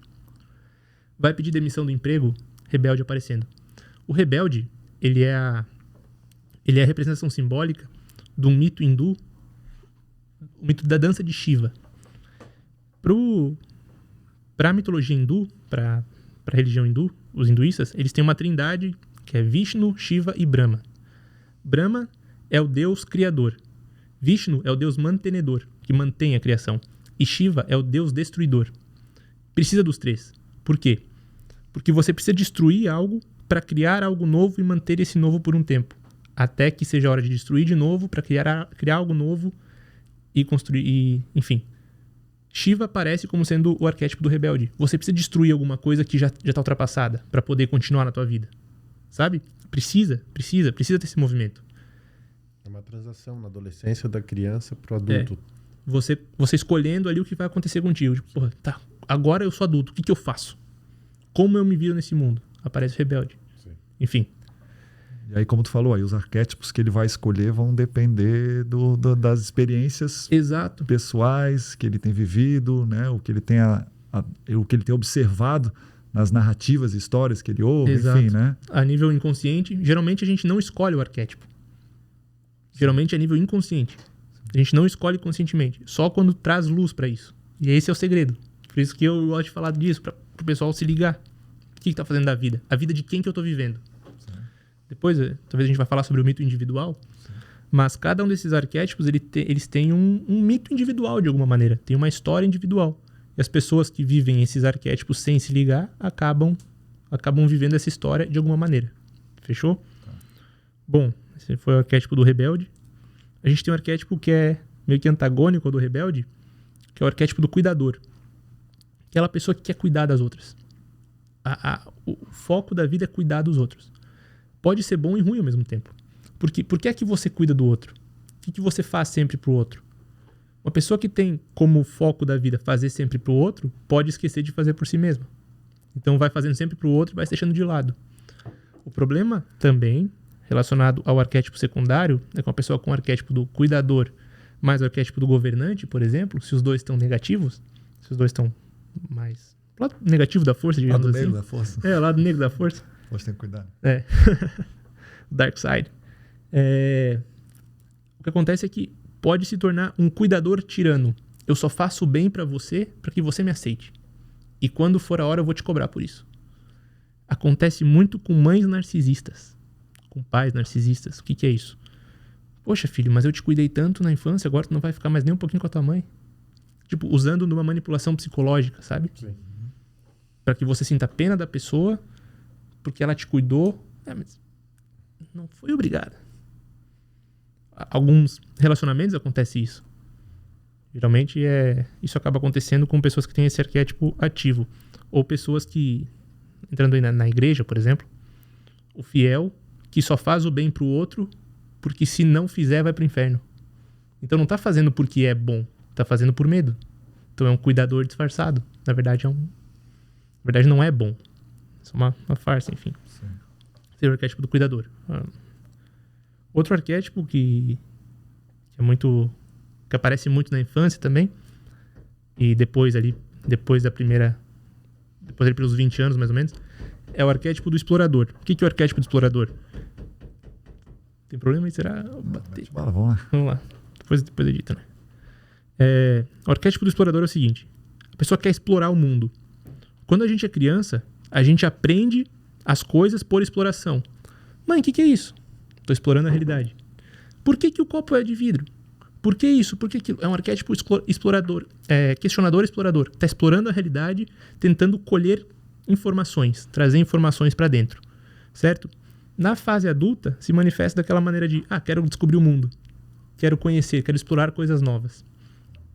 O arquétipo do explorador, junto com o arquétipo do amante, mais o arquétipo do rebelde, cara, pode se tornar uma pessoa aí que tem dificuldade em relacionamento. Por quê? Quer explorar todos os relacionamentos possíveis e foda-se o outro. Acaba vendo o relacionamento como um objeto. Sim. Entende? Enfim, aí entram nas articulações dos arquétipos. Mas a busca principal de quem tem esse arquétipo explorador ativo é tanto conhecer o mundo a nível de experiências, quanto conhecer os lugares. Conhecer coisas novas o tempo todo. Descobrir coisas novas, novas experiências, enfim. Beleza? Bom, aí a gente entra no arquétipo do amante. Tomar uma água. A gente tava conversando aqui uma hora. Se tiver alguma pergunta, não, vai metendo bala aí. A gente vai se metendo aí. A gente tava até conversando aqui outra hora. E eu falando isso, né? Que um dia desse eu tava vendo um programa e a pessoa que estava sendo entrevistada, ela falou que para cada canal de comunicação que ela tem, ela vai adaptando um arquétipo. Para vender tal coisa que era mais parte de investimentos, o cara usava um arquétipo de governante, né? Porque passava uma imagem. Para utilizar, para vender mais as coisas no Instagram, vamos colocar assim, ele botava mais coisas assim, de pensando, frases bonitas, usava do sábio. Né? Então, o que é legal é isso, né? Tu saber adaptar, né, para o teu... a aplicabilidade do marketing, geralmente. Como eu falei ali, lá no começo do podcast, veio para o Brasil como aplicabilidade em marketing. A única coisa que a gente usa aqui é para marketing. A ideia aqui é usar para autodescoberta, na verdade. Eu ia falar, é infinito a... aplicabilidade infinita. Se você consegue utilizar isso aqui em relacionamentos, cara, sabe quem você é e consegue ver no outro quem ele está sendo na tua história. Sim. Porque, por exemplo, nesse momento, se a gente usar a jornada do herói aqui nesse momento, nesse momento, eu tô na transição entre aliados e provação. Vocês aqui, como entrevistadores, podem ser meus aliados, me fazendo perguntas show de bola, que a conversa vai fluir, ou podem ser os caras que vão me ferrar, fazendo umas perguntas para me botar contra a parede e o público me cancelar. Então, aprovação. Eu tenho que estar aqui preparado. Eu tenho que ter vindo aqui preparado. Então, o tempo todo, né? Exatamente.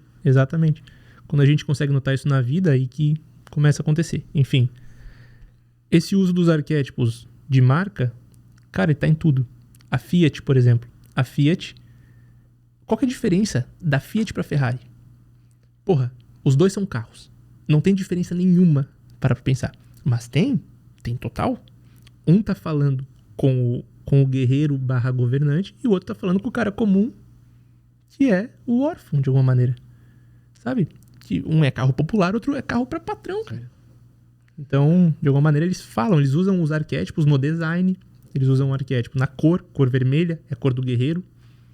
Inclusive, que eu até tinha te perguntado da cor lá, como influencia também. Sim. Tem até aquele negócio do McDonald's, que quando veio amarelo, dava mais vontade de ficar... O amarelo é uma cor do inocente, cara.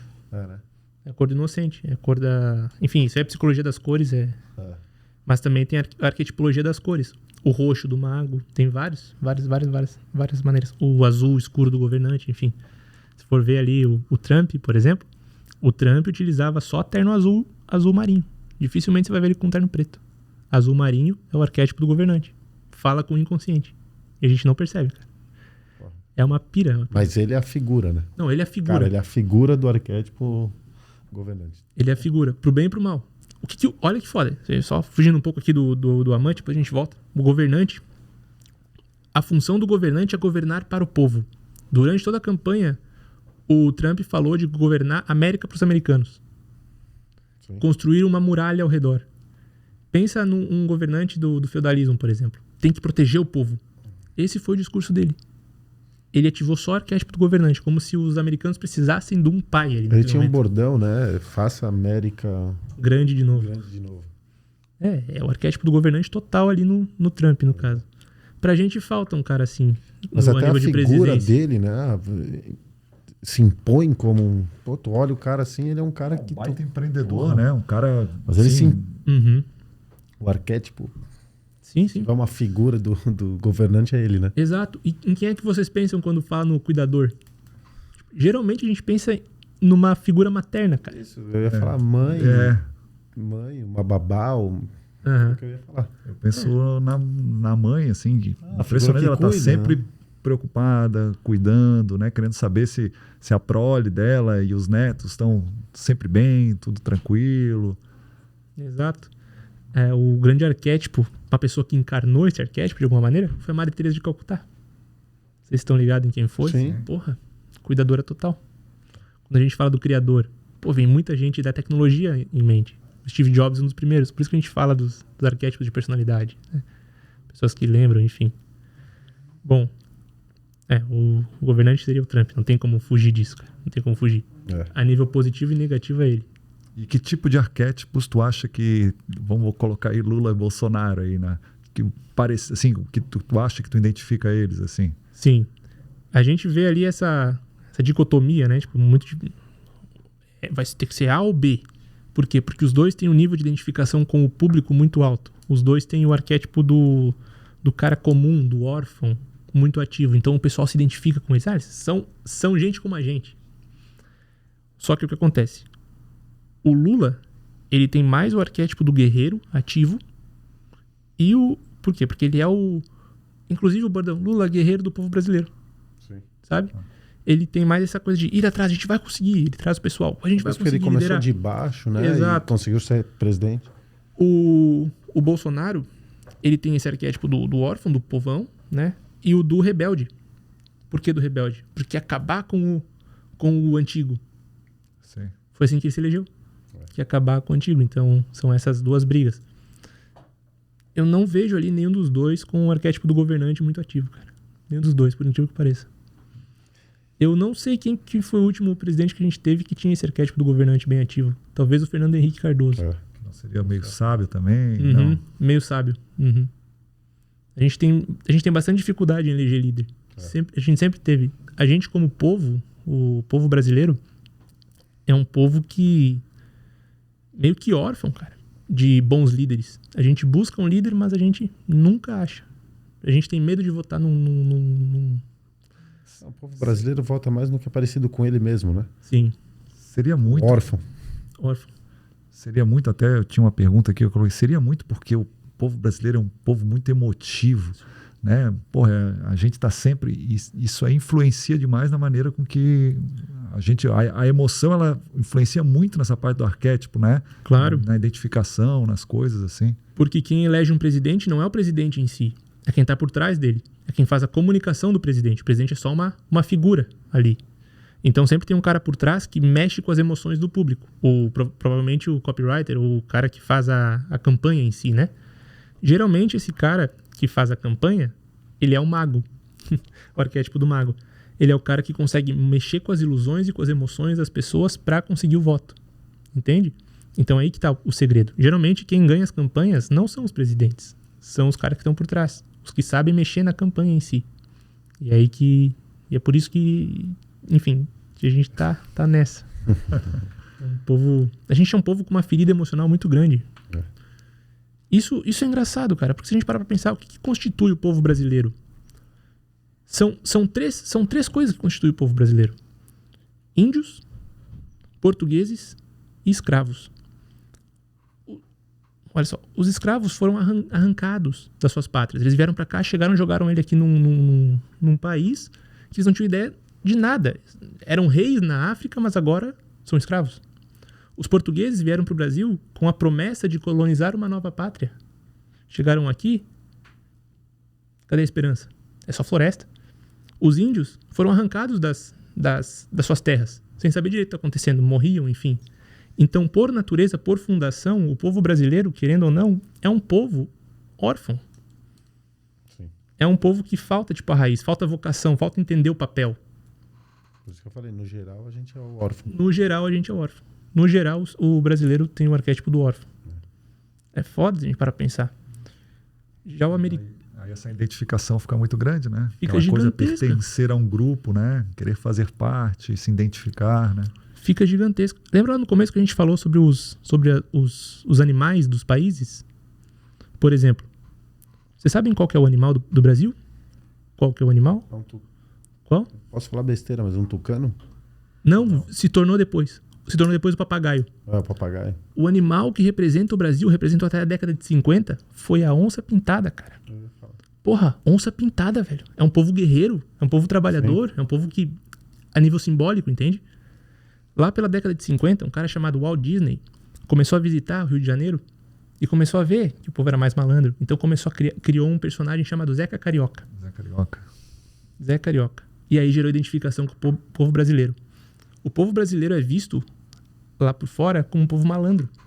Por causa dessa simbólica que a gente agora começa a passar, mas que já foi implantada na gente na década de 50. Na década de 50, o Brasil era uma potência. Era uma onça, digamos assim, né? Sim. Então isso infelizmente, é uma manipulação a nível simbólico e arquetípico do inconsciente coletivo de uma nação. Sim.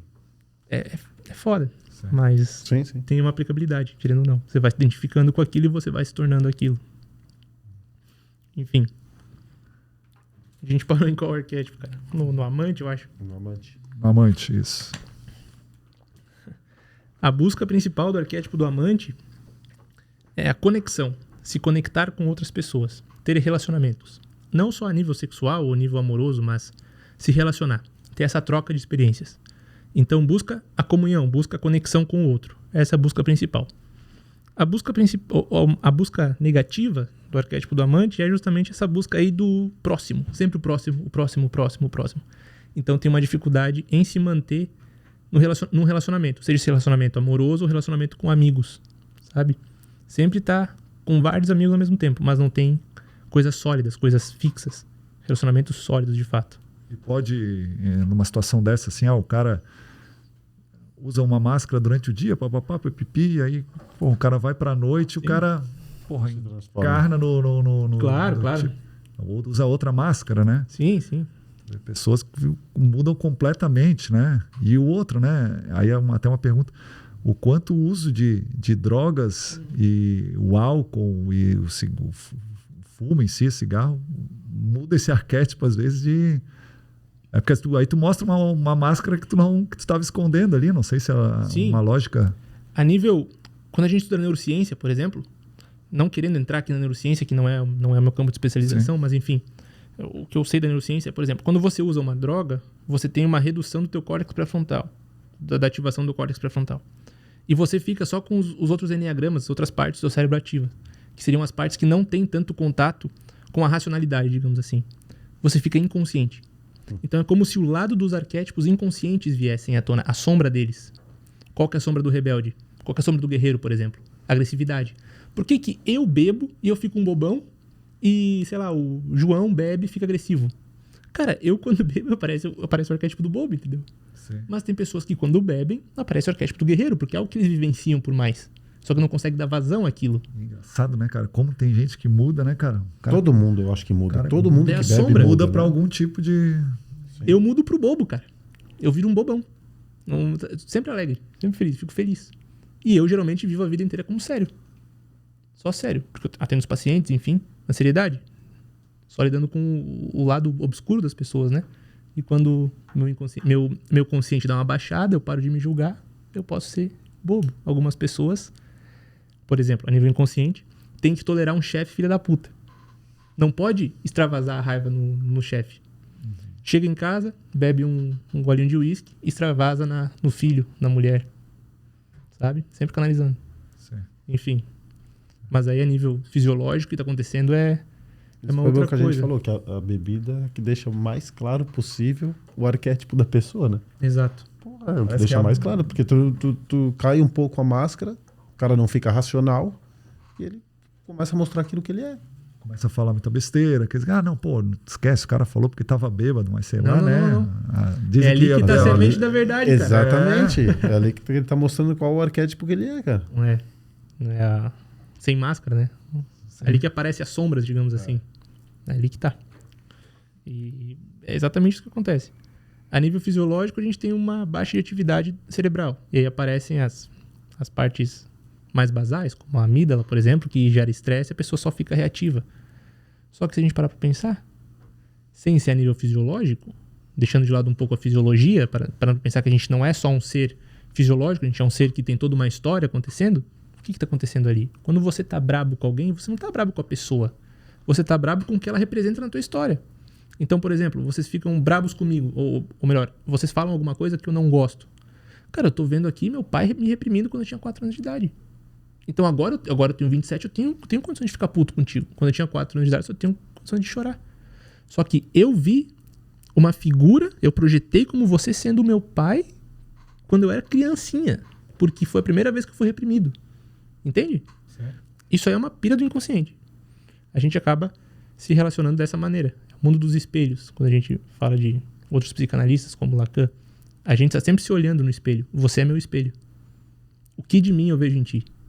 Num relacionamento isso é foda. O que de mim eu vejo na outra pessoa? Tanto que falam que às vezes a pessoa vai... como é que se fala? Tu vai se adaptando e às vezes tu vai virando coisas que tu não gosta na outra pessoa, tu começa a ter como coisas que tu faz também, assim, né? Coisas que muitas vezes tu não gosta na pessoa com quem tu convive e daqui a pouco às vezes tu pega e tu tá fazendo a mesma coisa. Sim. Então a gente de falar tudo. Sim, a gente vai se adaptando. De uma maneira o ambiente influenciando, né? Como a gente reage. Só que acontece uma coisa interessante é que o ambiente, ele influencia na maneira que a gente age. O ambiente, as pessoas, enfim. Desde que a gente não tenha uma personalidade bem formada. Só que acontece que 90% das pessoas não têm uma personalidade bem formada. Então é uma massa. A gente é como se fosse uma massa. Todos agem da mesma maneira, moldados pelo ambiente.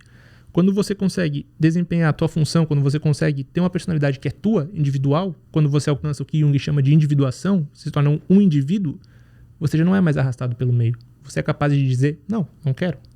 Não faço. Não condiz comigo. Entende? Só que a maioria das pessoas busca ser aceita, não busca serem elas mesmas.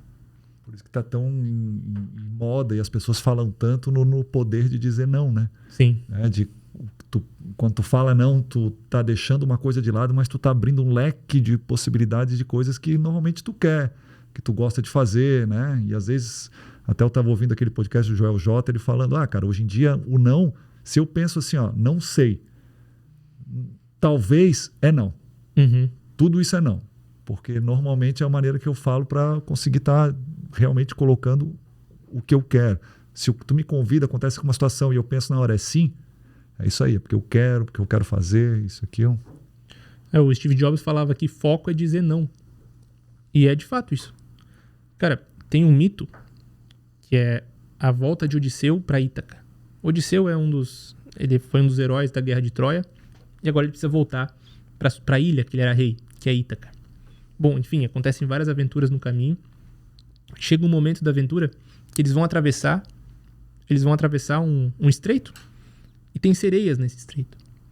O que acontece? O Odisseu, ele coloca cera no ouvido dos seus marinheiros, dos seus marujos, para que eles não se desviem das rotas, e se amarra no mastro do navio, sem cera de ouvido, porque não fica amarrado lá. Olha só, as sereias, elas cantam e atraem os barcos para o rochedo. Depois, quando o barco naufraga, elas vão lá e se mostram como elas são de verdade, porque a sereia é um ser bonito, enfim, maravilhoso, lindo, né? Nu, mulheres bonitas. Quando o barco, então, bate nas rochas, elas se transformam de novo nos monstros que elas são de verdade e sugam as almas dos marinheiros. O que acontece? Odisseu sabe disso. Sabe que existem as sereias naquele lugar. Então ele se amarra no mastro do navio para passar. Quando ele vai passando e as sereias começam a cantar seus cantos e falar suas palavras bonitas, e elas percebem que os marinheiros não estão indo para o rochedo, elas se desesperam, voltam à sua forma, se jogam no mar e morrem afogadas. O que isso quer dizer, Vinícius? Porra, nada a ver. O que tem a ver com dizer não? Cara, quando você consegue perceber que tem um monte de ilusão no mundo, um monte de coisa chamando tua atenção, que não é condizente ao que você quer, você não cai na ilusão. Você vê as coisas que estão te chamando, você é capaz de colocar ceras nos seus ouvidos e não ouvir as distrações, não ouvir a ilusão das sereias. A sereia, que é um animal marinho, enfim, se joga no mar de novo. O mar representa, simbolicamente falando, a materialidade das coisas, a matéria das coisas. Muitas das nossas distrações são por coisas materiais. A gente esquece quem a gente é pra, eu quero ganhar mais dinheiro. Não vou fazer o que eu amo porque eu quero ganhar mais dinheiro. Não vou fazer isso por causa do que as pessoas vão pensar. É só matéria, a gente esquece de quem a gente é. A gente não tá firmado no nosso mastro, digamos assim, nossa verdade, sacou? Então, quando a gente entende e a gente aprende a dizer não para essas ilusões, a nossa vida flui. E a gente consegue chegar, entre aspas, na nossa Ítaca, nosso reino individual, para governar a nossa vida. É isso que o mito quer demonstrar. O poder do não, basicamente, poetizado. Sim, muito legal. Legal, boa história. Foi mal fugir, rapaziada. Não fugiu nada, né? Explicou muito bem que a gente tá falando do poder do não, né? Sim, é que acontece. Existem maneiras de ver a vida. Existe a maneira poética e a minha maneira é só... isso aqui tá acontecendo. Eu gosto mais da poética, cara. Sim. Parece que fica mais bonito de entender a vida. E é legal também, a próprio palestrante, né? A pessoa que tá falando sobre um assunto. Hoje em dia, tu colocar histórias faz com que a pessoa se engaje, né, contigo, consiga entender melhor aquilo que tu tá explicando através de uma história. É que nem tu falou, cara, tudo são narrativas, né? Tudo é narrativa. O cara ouve uma coisa que de repente, é verdade, cara, eu já ouvi isso aí, ou eu já vi em algum lugar essa história, de repente não a mesma história, mas uma história parecida, né? Tudo se repete, né, como tu falou, né? Tudo se repete. O ser humano é um ser narrativo. É um ser narrativo. A gente só tá onde tá por causa das histórias que a gente contava. A gente sentava ao redor do fogo e contava história. E a gente vai se acostumando a contar a nossa história e contar a história dos outros. A gente tem uma história particular nossa que é subjetiva, os pensamentos, no caso, o que eu falo pra mim mesmo, e a história é objetiva, o que eu conto, o que eu faço no mundo, como eu ajo no mundo. Das duas maneiras você tá contando uma história. Você pode pensar que você é capaz ou incapaz de fazer algo. É um pensamento, é uma história que você tá contando pra ti mesmo. Que você age, a maneira que você age, é a história que você conta para os outros por meio dos teus atos. Porque ninguém sabe o que passa pela nossa cabeça, só a gente. Então a gente tem o nosso narrador interno, a pessoa que conta a história para nós mesmos, que somos nós, contando a história para nós mesmos por meio dos nossos pensamentos, e a história que a gente conta para os outros por meio dos atos.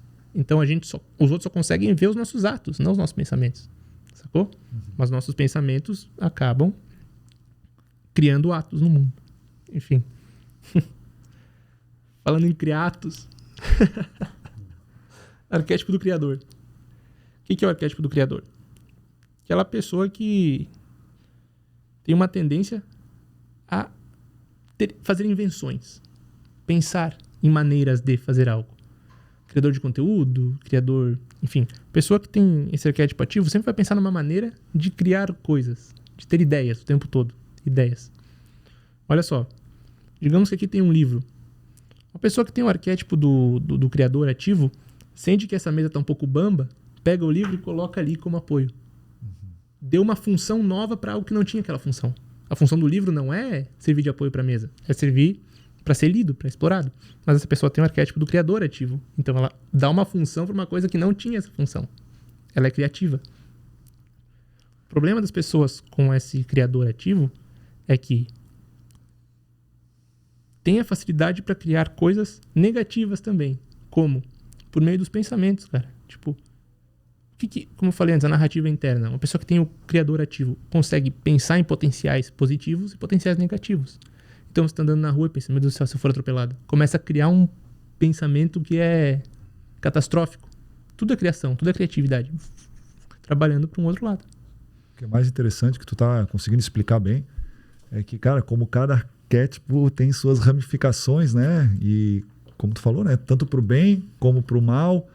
Então, cara, as ramificações devem ser gigantescas. Parece, né? Que a gente tem um pouco de cada um, né? A gente tem. Tem, né? Um pouco de cada um. A gente tem alguns que são mais ativos, que a gente usa com mais frequência. Sim. E outros que ficam mais inativos, mas que aparecem de vez em quando. Impressionante. É uma Os exemplos que tu tá dando, assim, porra, parece que eu tenho um pouquinho de cada... Mais tempo? Tem. E eles aparecem em momentos. Por quê? Porque você vai se adaptando na hora de usar eles. Quando você consegue fazer isso conscientemente, pô, você tá conseguindo tomar um controle de quem você é de fato. Você não tá mais no reino da inconsciência, você não tá mais no escuro, digamos assim. Sim. Você trouxe luz pros arquétipos. Por exemplo, nada adianta você, sei lá, porra, seu amante tá querendo se relacionar com todo mundo no meio do futebol. Sim. Não faz sentido. Nenhum. Então, bom, você consegue ter essa ideia. Às vezes, você acaba ativando o órfão sem querer. Porra, mas eu errei o ponto aqui, cara. Pô, mas será que os caras gostam de mim ainda porque eu fiz uma coisa errada? Você começa a se cobrar por uma coisa que, pô, foda-se, é só um jogo, entendeu? Sim.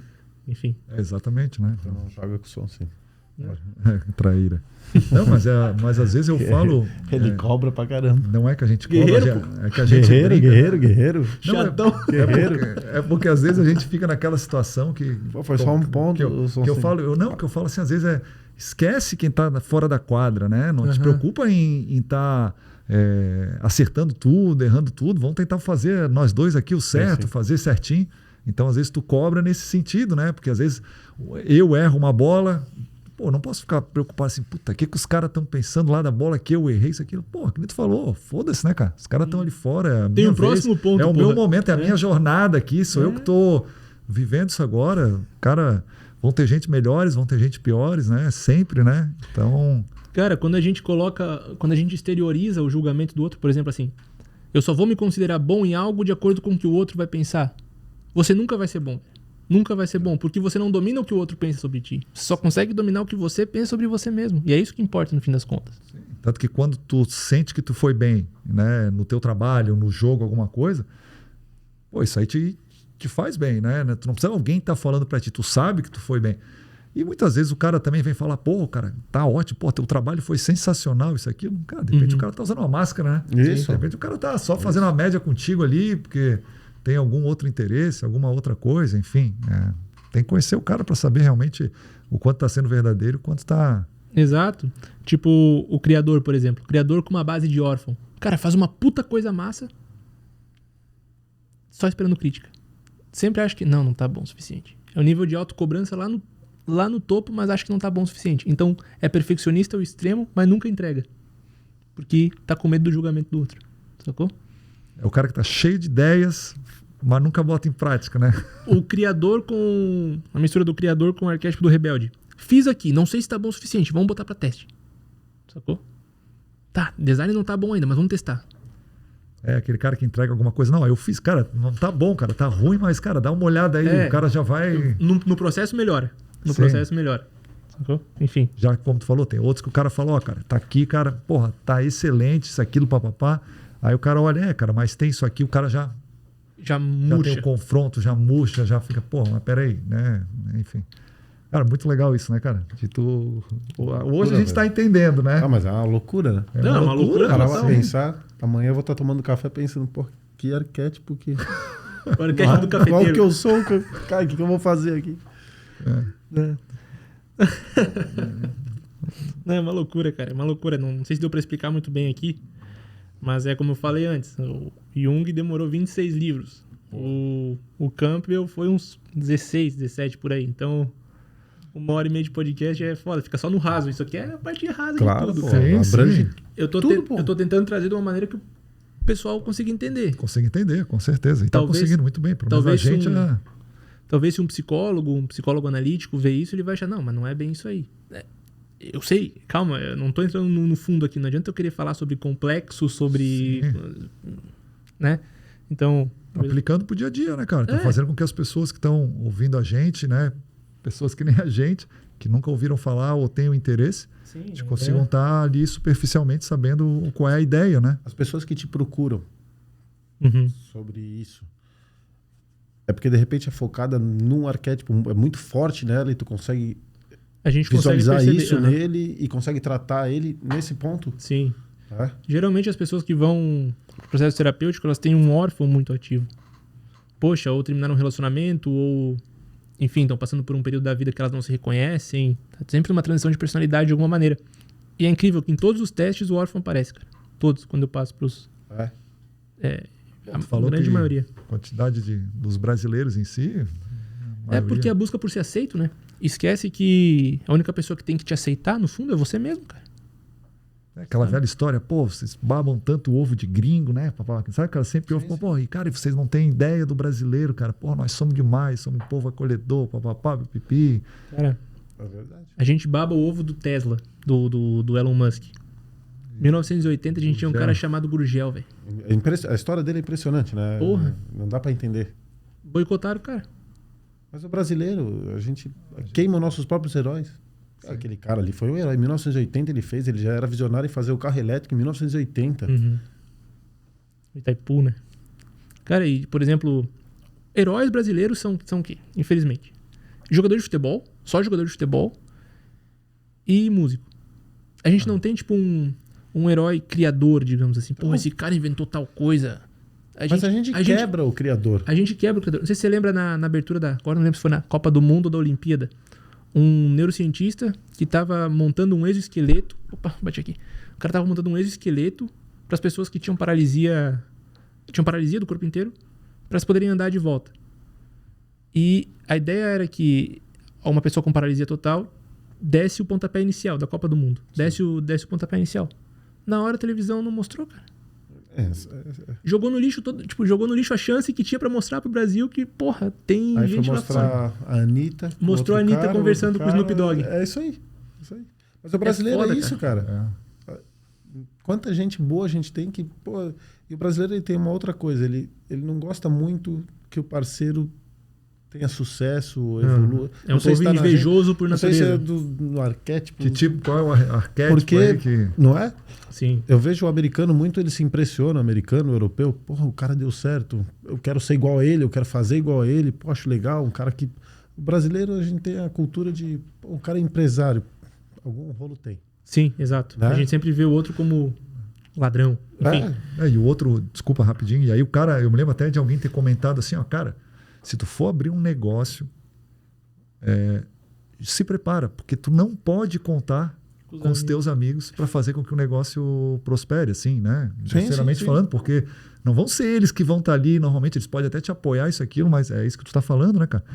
Pô, tem muita gente que às vezes sabe que tu tem um negócio, tu usa, só que, cara, o cara não tá ali te apoiando, né? Enfim, é estranho isso, né? Porque tu tenta valorizar o máximo possível as pessoas que estão no teu lado, que tu vê que estão se esforçando. Até uma vez falaram, se tu vê um amigo teu cantando no Instagram, tentando fazer uma coisa diferente, isso e aquilo, compartilha, né? Pô, não ridiculariza, né? Dá apoio pro cara, o cara tá tentando ali achar uma maneira de aparecer, né? Não fica, blogueirinho. Pô, cara, todo mundo tá tentando se achar, né?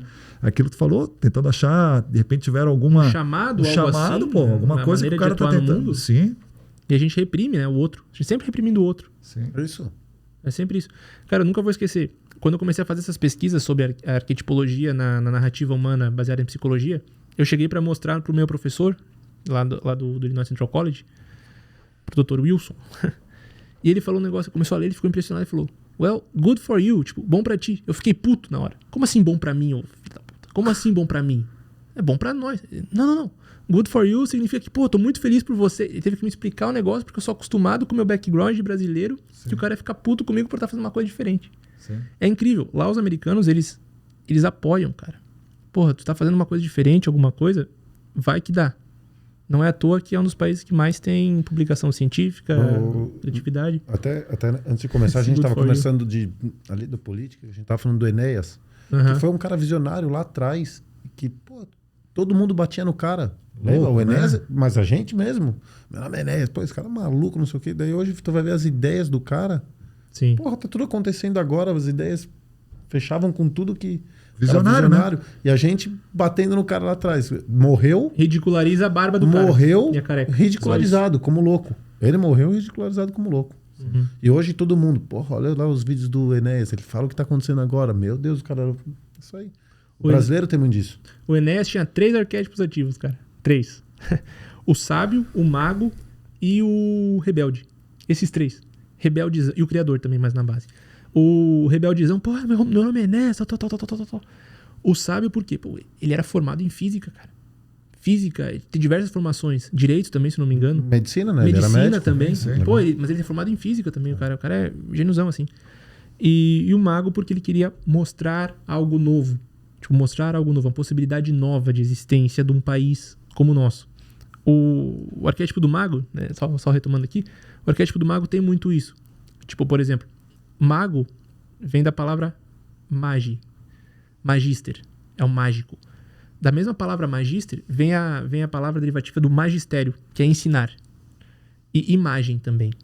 Essas 3 palavras, elas derivam da mesma, do magi, que é do francês, enfim.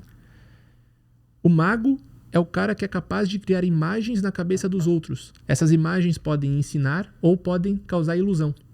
Sacou? Então, por isso, quando a gente falou em off sobre algumas pessoas que manipulam os outros por meio de imagens. Como assim imagem? Uma conversa. A gente está conversando, a gente está usando palavras. Mas as palavras, elas são imagens também, se a gente parar para pensar. O ser humano é um ser que pensa por imagem. Um cego pensa por imagem. Todo mundo pensa por imagem, não é por fala. A palavra, ela é uma imagem condensada, digamos assim. Não tem como eu desenhar aqui, mas as palavras são imagens, basicamente. Sim.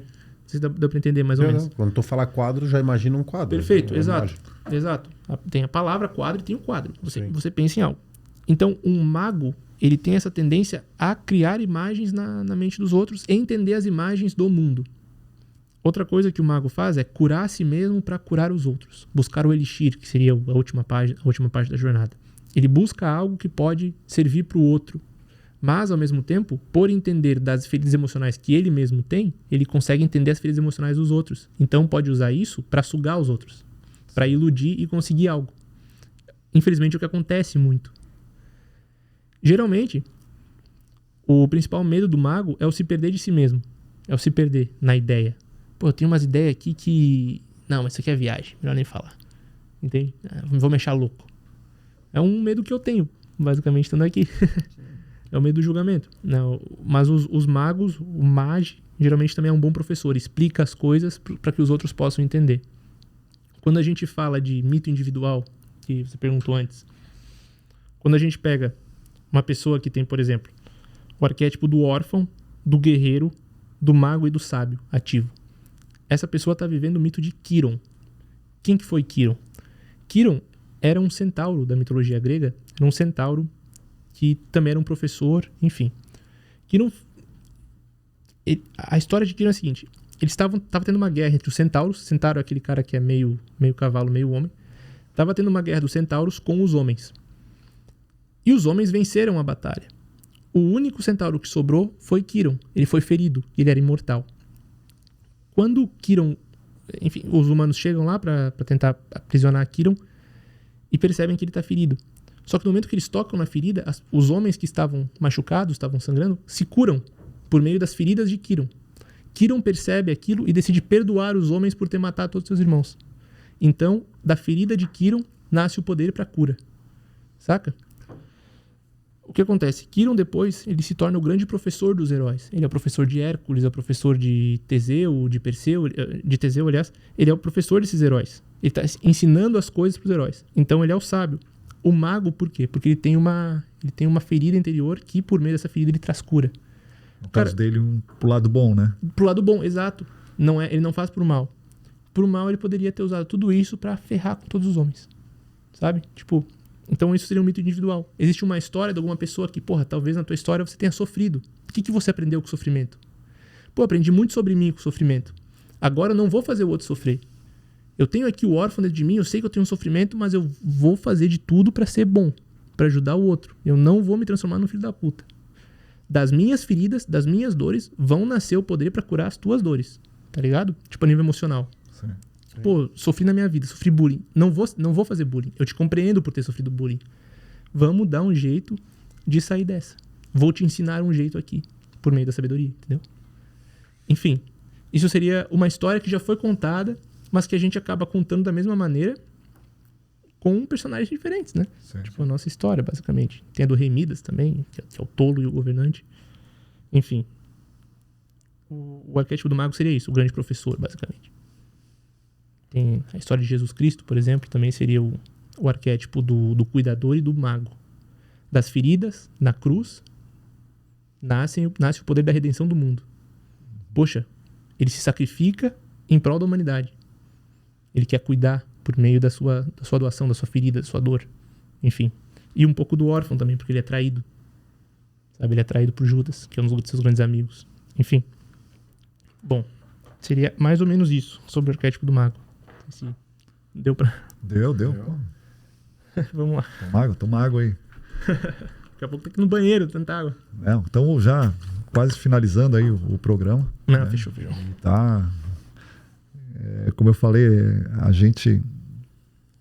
É tão legal, porque tu começa como o Danilo falou, né, cara? Tu começa a tentar perceber o que arquétipos são dominantes, né, na nossa... E outra, eu vou começar a analisar todo mundo agora. O cara analisa. O cara vai pra não cair no estereótipo. Eu vou te falar outra. O mais legal vai ser eu jogando contigo, tu reclamando, e eu assim, dane-se, o que importa sou eu. O que ele tá pensando, o problema é dele. Eu quero saber, eu errei, vou acertar na próxima. Mas é total isso, cara. É total isso. Vai entendendo.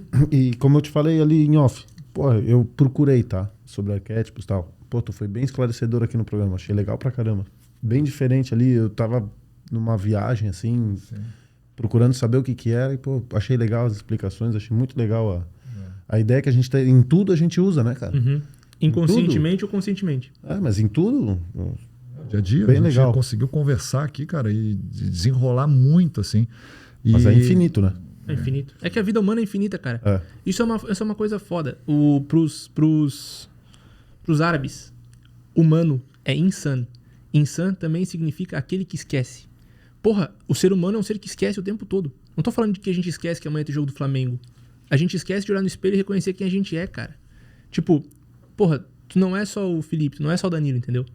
Tu é toda a consequência dos teus pais, dos teus avós, das pessoas que vieram antes de ti. De lá de trás. Porra, se qualquer célula, velho, se qualquer outro espermatozoide, toda a tua existência, teu avô, tua avó, não tivessem fecundado, não ia ser você por carga genética. É que nem aquele filme Efeito Borboleta, né? Exato, cara. Um bater de asas de uma borboleta pode... Altera toda a realidade. Toda a realidade, né? Mas dificilmente você vai se olhar no espelho e vai se lembrar disso.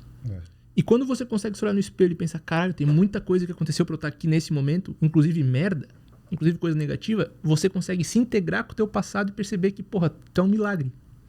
A nível matemático não tem chance nenhuma da gente estar aqui nesse momento. Nenhuma chance. E tem 3 pessoas aqui conversando. 3 milagres, entende? Tipo, são 3... Nós 3 aqui, a gente é... Cara, toda a existência se manifestando nesse momento. Sim. Isso é uma pira. Parece papo de maluco. Parece papo de maluco que vai na praia ali, mas é verdade. De coração, cara. De coração. Qualquer coisinha que tivesse sido alterada no passado, não ia ter isso. Enfim. Graças a Deus fomos rápidos ali no... né? Mas não só você, né? Seu pai, sua mãe, seu sim, é uma loucura, cara. Loucura. Papo de louco total. Vinícius, cara, e quem quiser... porque a gente... Tu tem um curso, né? Explica um pouquinho mais, assim, pra gente já finalizado. O que tu pode oferecer às pessoas que tiverem mais interesse, quiserem saber mais sobre arquétipos, né? Que, como o Danilo falou, cara, é infinito, né? Não, é infinito. Mas as pessoas, de repente, querem especificar para alguma outra coisa, né? Sim. Quais são os teus cursos? Onde é que a pessoa pode encontrar? Bom, no Instagram, toda quinta-feira eu dou uma aula pro Clube da Lapidação. Chamei de Clube da Lapidação, que é um grupo de estudos de psicologia profunda. Por exemplo, a gente estuda arquétipo, comportamento, as obras de Jung, as obras de Campbell, a gente faz esse estudo aí. E tem lá no meu Instagram, toda quinta-feira tem uma aula aberta pro pessoal que quiser assistir. Quarta-feira eu tô sempre respondendo pergunta.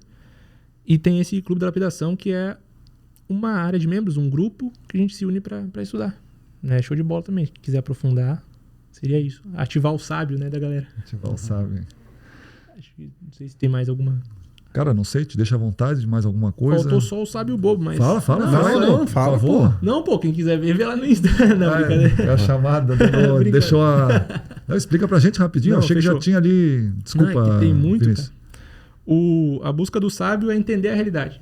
Que é descobrir coisas por meio do intelecto. Então, ler livros, quer experienciar as coisas. O problema é que acaba querendo aprender só pra si mesmo e não compartilha.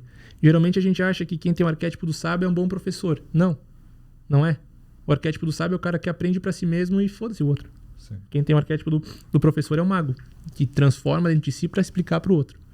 E o arquétipo do bobo geralmente é uma coisa mal vista. Porra, mas não. O bobo, na verdade, é um erro de tradução. Ele seria o trickster ou o joker, que seria o coringa do baralho. Quando a gente para pra pensar, qual que é a função do coringa? Todas. Sempre tem espaço para um alívio cômico na vida. Sempre tem um espaço para ver a vida de uma maneira mais leve. Sim. Por mais que esteja pesado. As pessoas com esse arquétipo do bobo ativo conseguem enxergar a realidade de uma maneira mais leve.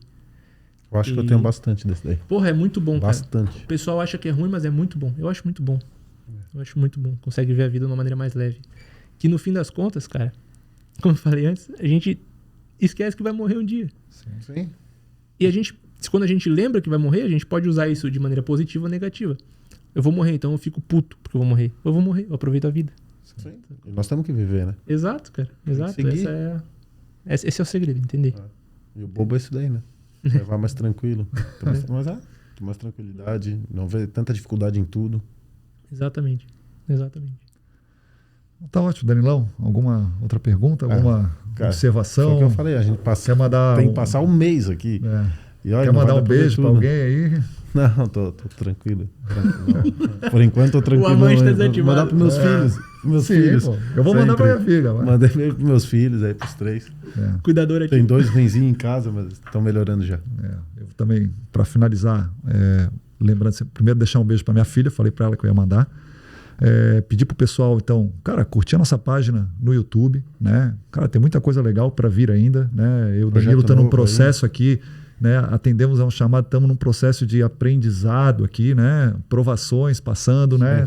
Tentando melhorar a cada programa. Então é importante também o feedback que vocês mandam para a gente no YouTube. A gente está sempre recebendo, podendo responder sempre o mais rápido possível.